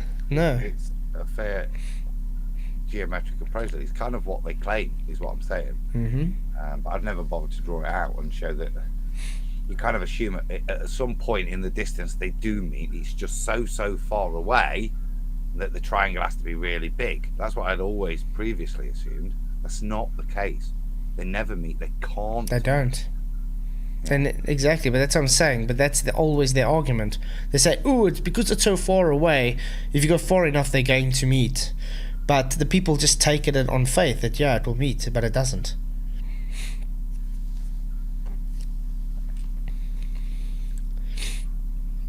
Sean Hawkins, on a flat Earth, you must know the altitude of the stars to get the circle of equal altitude. Oh, False. Shut up, Sean. False. You don't need to know the height of the star. You only need to know the apparent altitude angle. Why is that? Because you need to have a co-altitude angle to complete the distance. That's why. It's got nothing to do with the height of the star. They're transferring to trigonometry, right, Adam? He's so dumb, isn't he? He's a moron. Hilarious. It's just that's a great example of what we deal with, isn't it? Like what pisses Tony off. That's just a straight out lie. It's not even a well constructed straw man. It's a complete opposite. It's not. There isn't altitude of stars on a flat Earth. This celestial navigation. Yeah. Correct. Mm-hmm. There isn't an altitude. This is how he gets to go to sleep at night, guys. Yeah, this kind of shit in his head, trying to square it off because he hasn't got his points even meeting. Yeah, when they throw these things at us, it's because their argument's even weaker. Yeah, their argument falls apart when you try and do this on a ball, Yeah, as I've just exactly. demonstrated.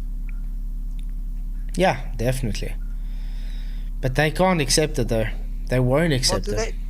Sorry, Flats. Do they say that because they do have, well, they think they have known distances to the sun? So is that why that they're claiming that you need to know the distance? Exactly. Yeah, it's because they have Google that tells it it's what the distance is, so therefore it has to have a height, without actually checking if it actually converges to make that height. But they take it on faith, and it doesn't actually do it when you do the geometry, just like Adam showed you.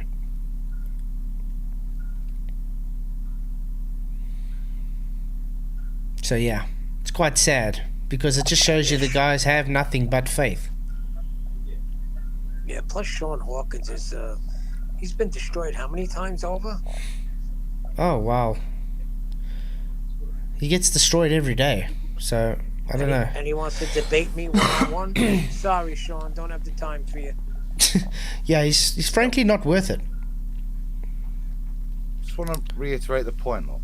When I've taken this point in the northern hemisphere and I've sighted a star that has a GP above the equator and I line it up at 60 degrees, yeah, so that it's lined up for me to take that measurement, do you see it that at no point is the sextant pointed at the actual position of the star? It's always too far away. It's never accurate. The only accuracy you've got is just the loss of definition. Yeah, but fundamentally, can you see you're not pointing? You're parallel to that star at this point. Mm-hmm. That's the fundamentals that they're claiming. You don't point the sextant at the star. You create a parallel line to the GP position and the star. That's how messed up the geometry of their claim when you try to do this on a ball is. Yeah, but you see, the problem is because they take it from a flat. That's why when they take it from the scored, okay? The scored would be on the surface and they would duplicate it to the center of Earth. And that's why now duplicating it, trying to make... Because it's inverting it actually. I don't know if I can maybe draw this. Because it's kind of just inverting it. What they do, this is their baseline, and they've taken the angular measurement to the star. Now they've got their angle measurement. What they do now is, because they have to have it on a globe, I mean, you got what we said, the celestial sphere.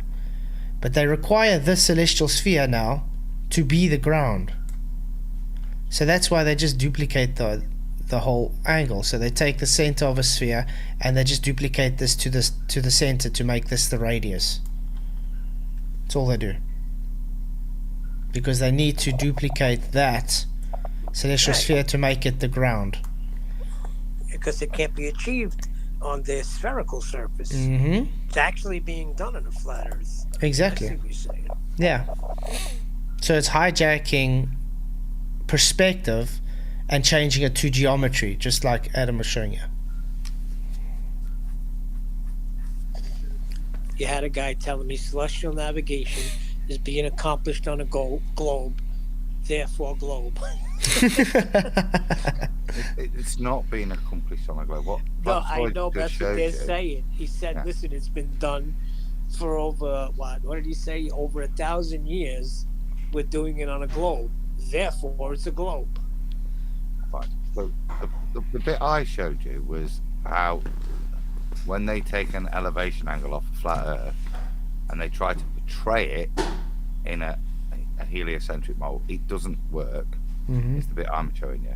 What Flatzoid just showed you is how they then take that flat elevation, Earth elevation angle, and what they have to do with it and where they have to work with it to allow them to come out with a point on the surface.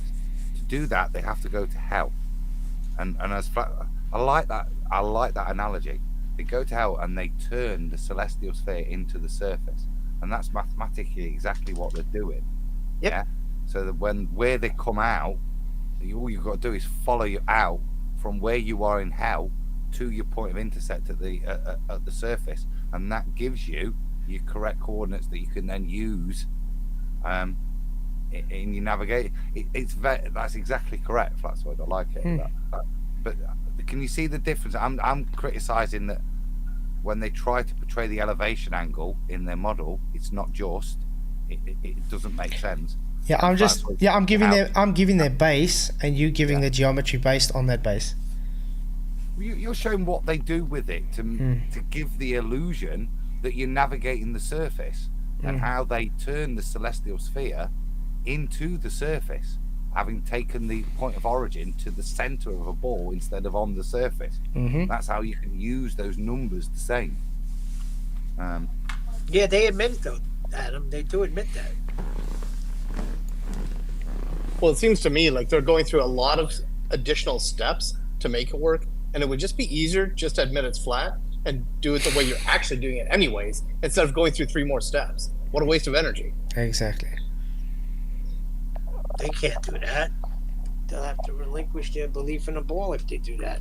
Same as the black swan. It's funny you describe it as a waste of energy, but for them it's fundamental. It's not a waste of energy for them, is it? They can't. They're that. What's the word? They're that invested in their bullshit rhetoric that they cannot, will not, and never will consider that as a waste of energy, even though it clearly is. They will lie. That's why. Can you imagine if they did recognize that? They would have to stop teaching kids all the shit that they teach in school. They're never going to stop that. Well, look at Red's rhetoric. He claims to be a pilot, right? And he is going to... I think so. I thought that's plumber. Isn't it plumber? A plumber or a pilot? Which one is it? I think it's a plumber. Red's rhetoric was Maybe a he pilot. just claimed to be high. It could be that. No, I'm pretty sure he said he was a pilot. Well, look at Wolfie. Wolfie will not answer the question. The problem, Wolfie's paradox is that he's a pilot and he flies often all over Australia, right? Probably flies to Singapore or Malaysia. And he a never few other admits places. that there's no drop, huh? So he's flying level I've asked the him, whole can you time explain to with me? no drop. Well, not that. He flies the whole time and he completely ignores the fact that if the Earth's rotating underneath the plane like they say it does, that when he flies from the east to the west and the west to the east, there should be a difference in time. And there is in real world. But it's the opposite way round. Because when he's flying towards the west, his target is coming towards him. And when he's flying towards the east, the target is going away from him. So you can see how there would be a difference in time, flight time, right? But in the real world, it's opposite. It's backwards, right? And he goes, oh, that's because of prevailing winds, you moron. Okay, fine. But where's the Earth turning that? It's not in there, is it? And he won't acknowledge it. Forget about that.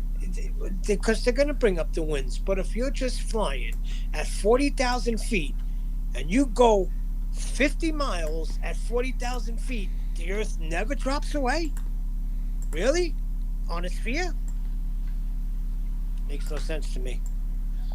Yeah, he won't address the nose down bit as well. He says when you look at the heads-up display, you can see the angle, the elevation angle, or the pitch angle, and you can see that the nose is up. But he honestly thinks that he's in a state of falling whilst his nose is up, and he's riding a cushion of air whilst he's at 35,000 feet. There's no cushion of air up there. The guy's deluded, but that's what he thinks. Have you guys ever come across globers that will cite the prevailing winds as argument for rotation? And like the idea that we have prevailing winds, therefore what is causing these jet streams or Gulf streams or whatever is the fact that the Earth is rotating? Yeah, all the time. Yeah, hurricanes move in a straight line. We had, what's his name? Kosho say that. I remember. That was crazy. They do all say that, but the reality is prevailing winds is proof that there's lateral displacements that they always say, well, why is relative density up and down and not in any other direction?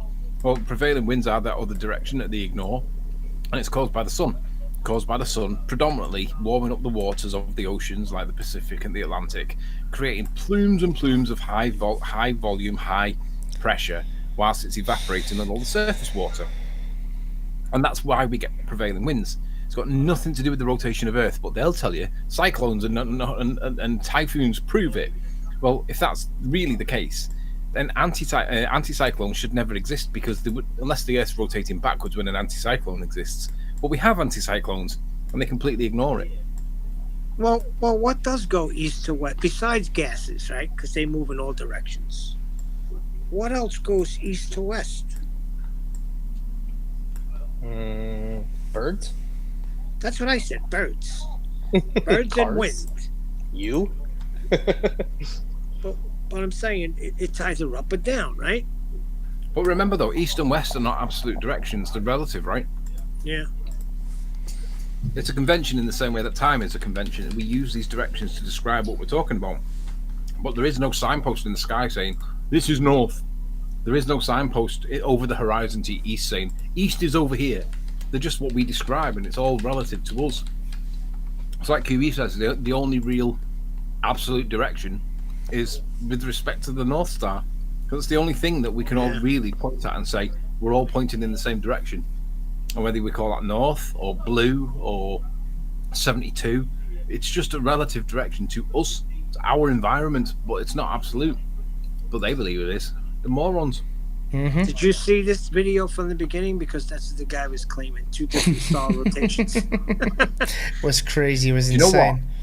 What? That was the first argument that I came across that I couldn't understand why a flat Earth would work if the stars rotate in the opposite direction. And it was Rich Fight the Flat. Rich Thrive and Survive. He explained it to me. He said, think about it. He said, you're looking in the north and you're seeing it one way, but then you turn around and you're now looking south. He said, it's you that's caused the rotation change, not the Earth, you. He said, what you should be doing is arching your back over and bending yourself so that you're trying to touch your toes, but from behind, so arching your back over so you're going to do a handstand. And then they're not rotating in any other way. He said, you just caused that paradox or that confusion your own self because you've rotated and you haven't spotted it. He said, come on, think. And I was like, oh, yeah. That is it. And I was like, but until someone told me that, I couldn't see how that the rotating stars were anything favourable for flat Earth, because it seemed so obvious. And then when someone pointed Talk out, later, guys. Have a good one. Cheers, Jeff. When you go Thanks to for coming, school, mate. Cheers. Bye bye. Yep. See you later. In school, they teach you that it rises in the east and sets in the west. Everything, right? Yeah. So where do we come up with this opposite one? Don't get it. it's just because we've turned round.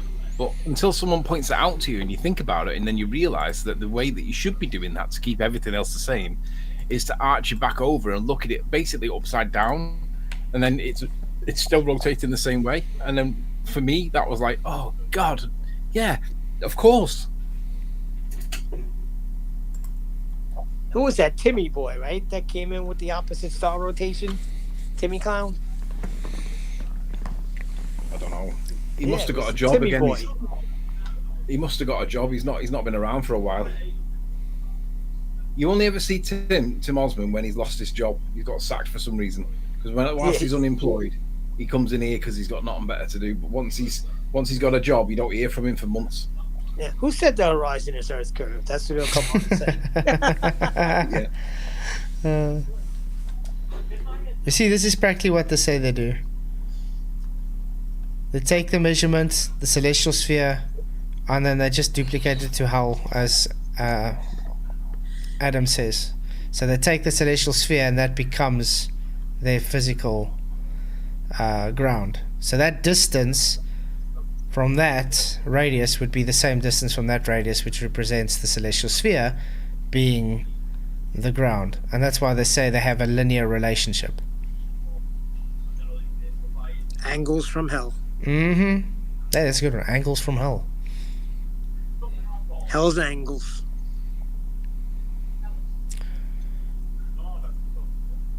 What a stupid question is that, Andrew? From South Africa, which way does the Southern Cross rotate? Clockwise or anti-clockwise? Always rotates the same way. Yeah. Depends on which way you're looking at it. If you're looking at it whilst facing north, it rotates one way. But if you're looking at it while facing south, it rotates the other way, Andrew. Literally the point I said 2 minutes ago. Exactly. Always east to west. Always. All stars rise in east, including the sun. And sets in the west. Yeah. Save Polaris. Shows you how these guys don't pay attention. No, they do pay attention. They just choose to ignore. That's crazy. I mean, that's... You know what's funny though? There's still you go to Japan now, there'll be about 50 people there. 4 a.m, there'll be about 35 people in there. Yeah, but all of them are deluded idiots, though. All of them. Shit. Like the problem is a lot of people in Gen Panda's server are too stupid to realize that they're stupid. They think that we're stupid, and they don't even consider that it might be them. They honestly seem to think that we're stupid, and it's like we're the only ones with the science, dudes. Where's your science? And it's like they haven't got any. Jeremy cannot acknowledge that gravity is not a force. He insists that it is a force, and I'm like, you've got to be crazy they think amounts of... atmospheric pressure is different than gas pressure. That's their claim. Atmospheric pressure is different than gas pressure. And what do they say the difference is? I don't know. It's all gas pressure, and it can't be achieved unless you have containment. It'd be good to know what they say the difference is, because I remember Conspiracy Flaps was doing this with Tommy Hench. Oh yeah. And he was saying that there's a difference, and I never got to the point where he said what the difference was. And I'm like, he said he was going to come back to it, and he never did.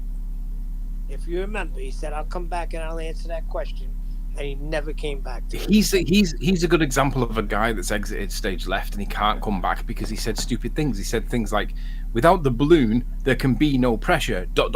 as he's dabbing all the dots on inside the. And then when I said to him, "Hey, where's the balloon for the Earth?" And then it was like, and then he runs away. He literally runs away when you ask him that question. Well, he he's can't the show one his that is face afraid. anymore. No, when I bring it up, he just says I'm misrepresenting him. Well, isn't he the How same? you misrepresented? Isn't he the same one that when he thought about it, he said, "If I got this wrong, then what else is wrong?" And that scared the life out of him, or am I thinking of somebody else? No, it is him. I think that's conspiracy. It was conspiracy. He Yeah. said he would have sleepless. He has sleepless nights. He can't accept it. I sleep like a baby. Oh yeah, I got no issues. He can't accept it because he's so invested in it, because he's taught. Think of all the kids that he's taught lies to over the years. It must be thousands, right? Now, bear in mind, he's a biology major. He's not a physics major, so he's got to get out. He was never taught like the advanced gravitation argument of Einstein and all that. He didn't do it, so he has got a legitimate get out. But ultimately, he still taught thousands and thousands of kids stupid shit, and he knows that it's now wrong, and that's why he's had to vanish. But I'd love to, he can't talk about it. It's like the cognitive dissonance in his mind is so strong that he literally has to vanish. He can't talk about it. And it's like, that's how dishonest he is. He can't confront this head on. He has to run away. Yeah, but like you said, he's got to get out. What's the problem? Be like, listen, I was indoctrinated. I've come to the truth, and with these latest turn of events, there's no other way than Earth has to be flat. What's the He'd problem get with sacked. that? He'd get sacked in work, wouldn't he? If he realised if he told the truth, he would get sacked because he's got to teach the national curriculum, which tells kids certain things. If he now realises that's bunk, he is going to get sacked because how do you teach something that you know that is false? I'm sorry, I was going to say signal step. That's clockwise. So if it's like you say, you got a clock hand, and it's going that way, that's clockwise. Anti-clockwise would be going opposite way. That's what Raichis trying to explain to you with the numbers. So 12, 3, 6, 9. That's clockwise. If it's backwards, it'll be 12, 9, 6, 3. Just to get that onto him. Somebody had a hard time with that? Oh boy. Yeah. I think the name clockwise says it all. You need to get somebody VIP passes to the NASCAR, Neil. Get him in the stands and look at it and go, which way are the cars going? Take him into the paddock in the middle. Which way now? Are they going different ways all of a sudden? No, you should get them to sit on the stands and watch, and then you should ask if they can go to the pits and watch the cars go again, and then ask the same question. Into the paddock and then look the other way. And that's fundamentally the nonsense that's being spouted. It's ridiculous. This argument just shows the level of lack of understanding again of the proposer of it. It's crazy. Total ignorance. Oh, that reminds me. You know when they always refer to mathematics as their like God, it's like the Bible to them is maths.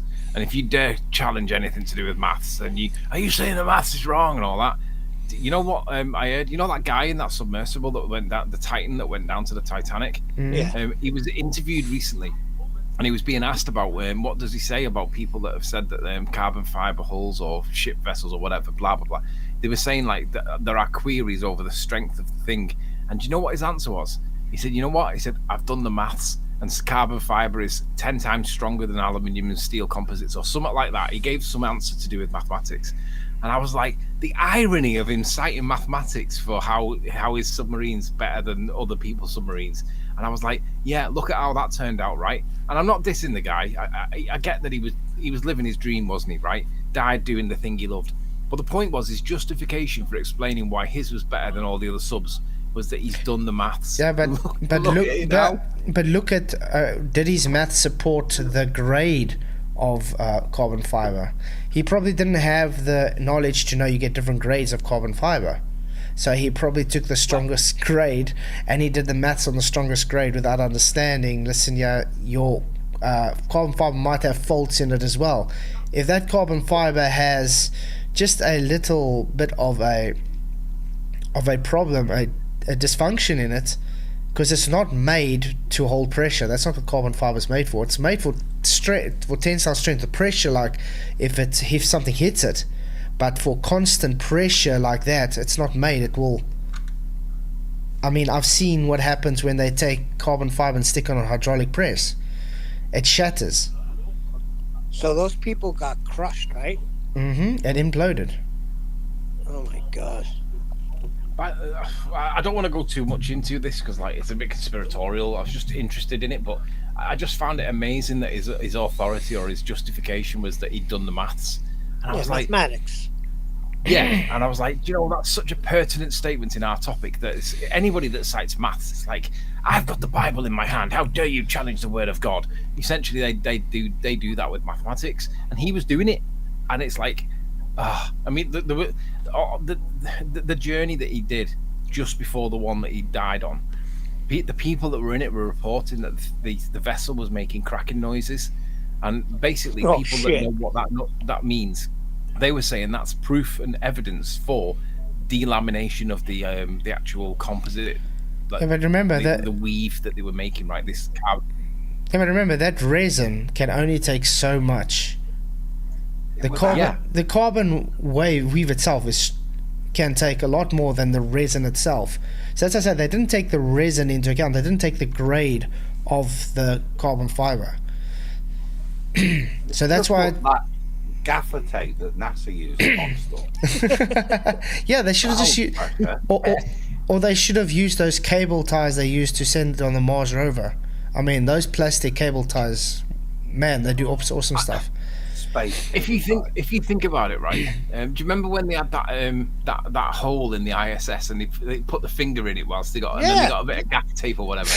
I mean, the pressure differential there is like huge compared to the ocean. They say the ocean's got loads of pressure, and I'm not saying it's not. It does have. But the differential between the gas pressure that they've got outside compared to the gas pressure they've got inside, it's magnitudes, like orders of magnitude greater than the ocean, right? It would have been instantaneous destruction. Of course it would have been. But you know what I'm trying to... Even Professor Phil Bell doesn't get this.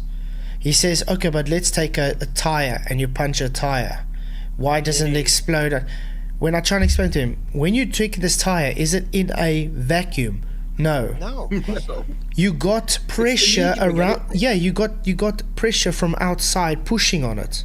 Now in space, there's no force that's countering what's happening. So as soon as you get a puncture, that puncture ruptures instantaneously. Yes, spontaneously, instantly. Expands, and therefore the gas that was inside the pressurized container escapes. Right out. Yeah, and everybody inside would be dead instantly, not over time, take time. It would be instantly. Yeah, it's like it's all bullshit. One of the criticisms that guy got for that sub was that like a plane's lifespan is governed by how many times it goes through pressurization cycles. So how many times it goes up into like 35,000 feet, back down again to land, that's one cycle. And it's not to do with how long the engines go for or anything like it's to do with how many times it pressurizes and depressurizes. That's one cycle. So a plane will have, say, I don't know, argument's sake, 50,000 cycles, and then it'll be scrapped. It's no longer safe. It's not considered that the fuselage is going to be capable of withstanding that cycle very much. I mean, it might not be the next one, it might not be the one after that, but sooner or later it's going to catastrophically fail.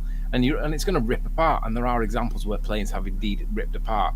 But the point is that there's a limit to how many times that you can do it. Now, one of his ex-employees was sacked because he was basically criticizing the safety element, and he was saying, "You have no idea how many cycles that this thing can do." He said, "Let's say you do it once. Let's say you do it 5 times. Is it gonna work again on the 6th, 7th, 8th? And how do you know?" And what they were saying was like, you need to test one of these things until the point where it fails to work out how many cycles that you actually get. And that means going down to the Titanic 10, 15, 20 times until it fails. No people in it. But obviously you can't do that because there's only one of them. And obviously it takes time, money and effort to do all that. And it's not feasible. But that's what you should have done, right? But he couldn't do it because the cost of it, because it destroys it was basically a prototype, wasn't it? Yeah, and it was just a prototype.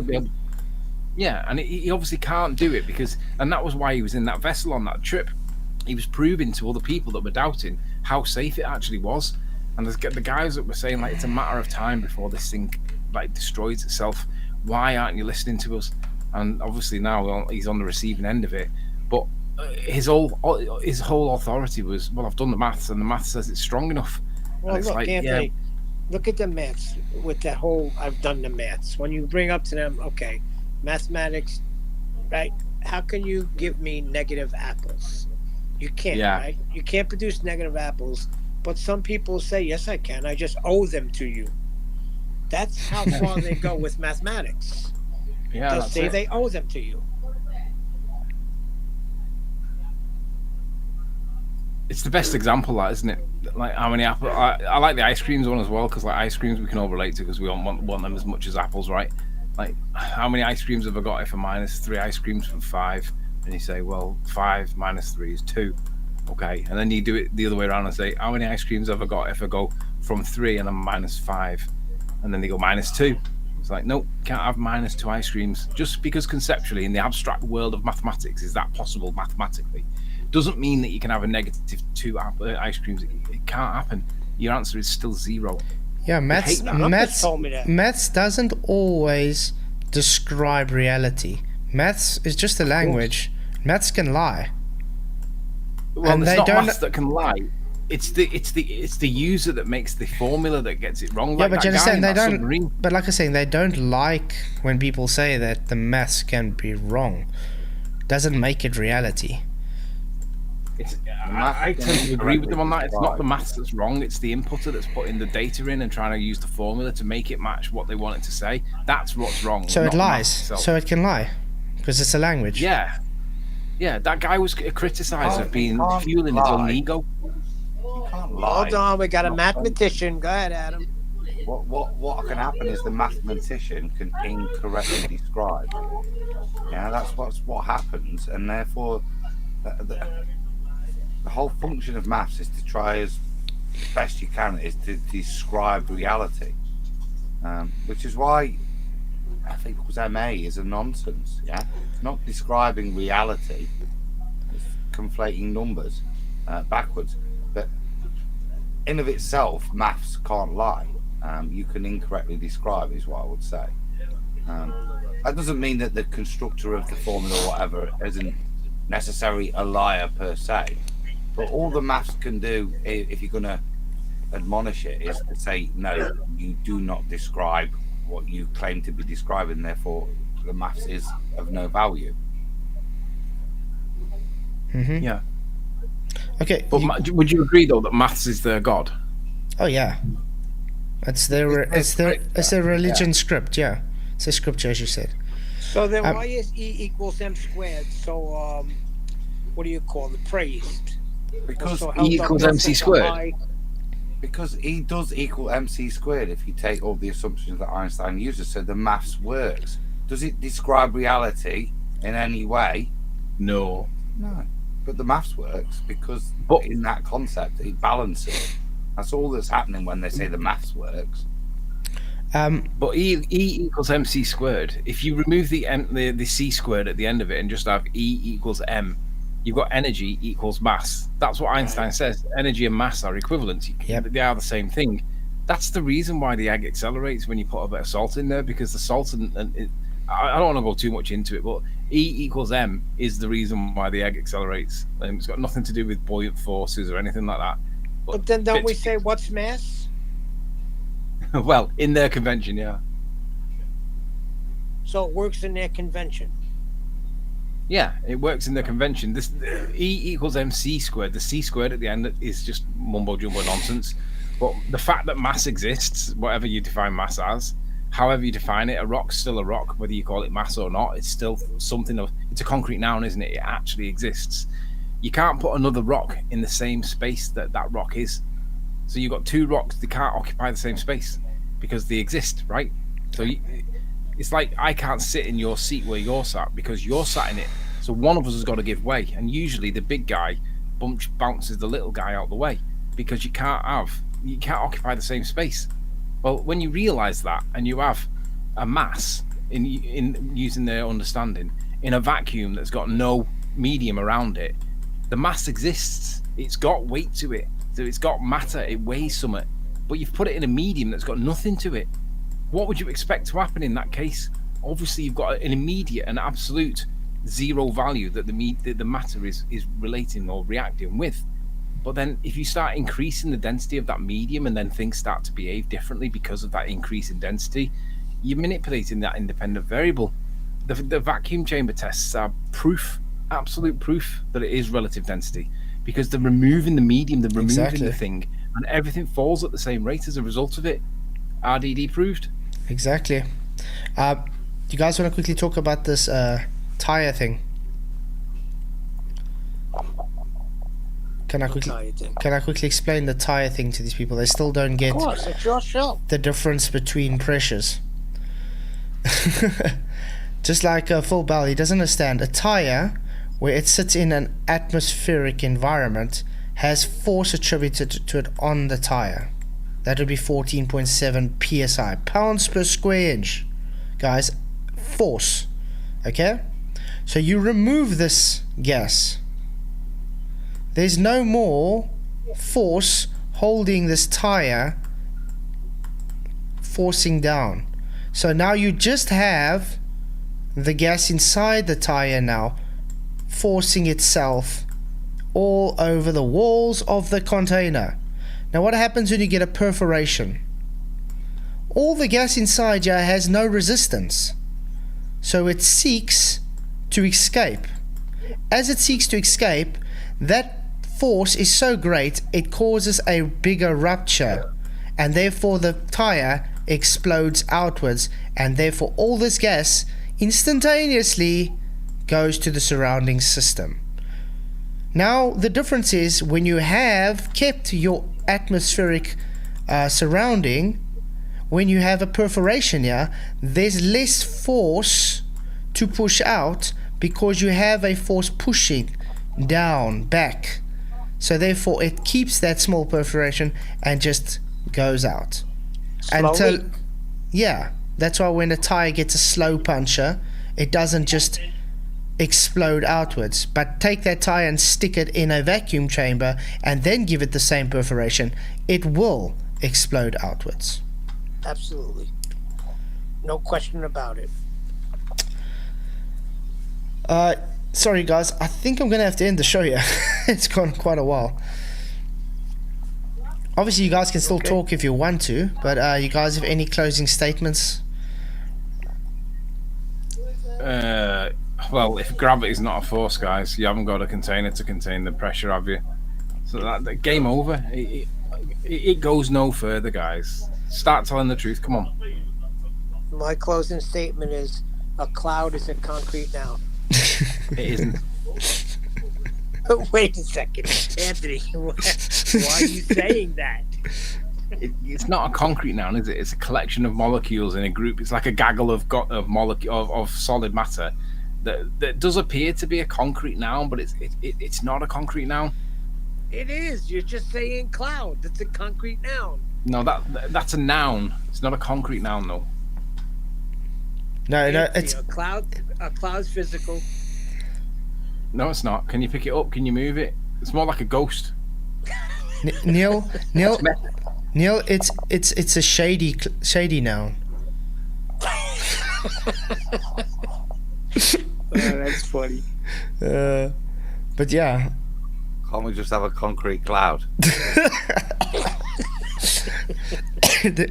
It'll have too much mass. Define mass. Resist inertia.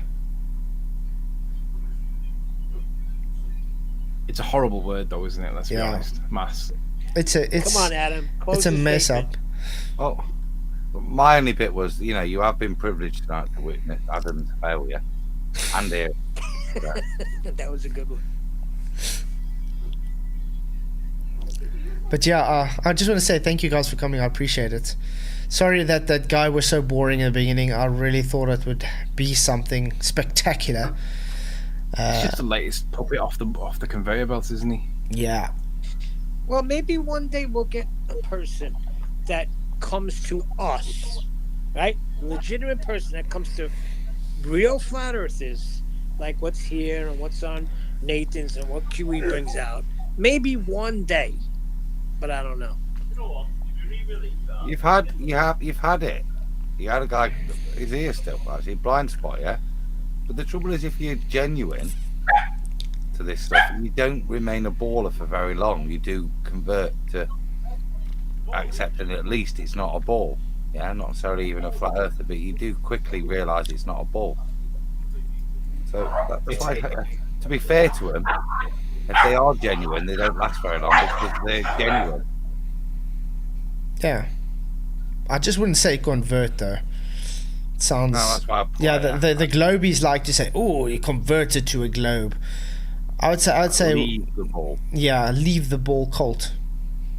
Sounds better. Cult wants their members back. Yeah. Cult always wants their members back.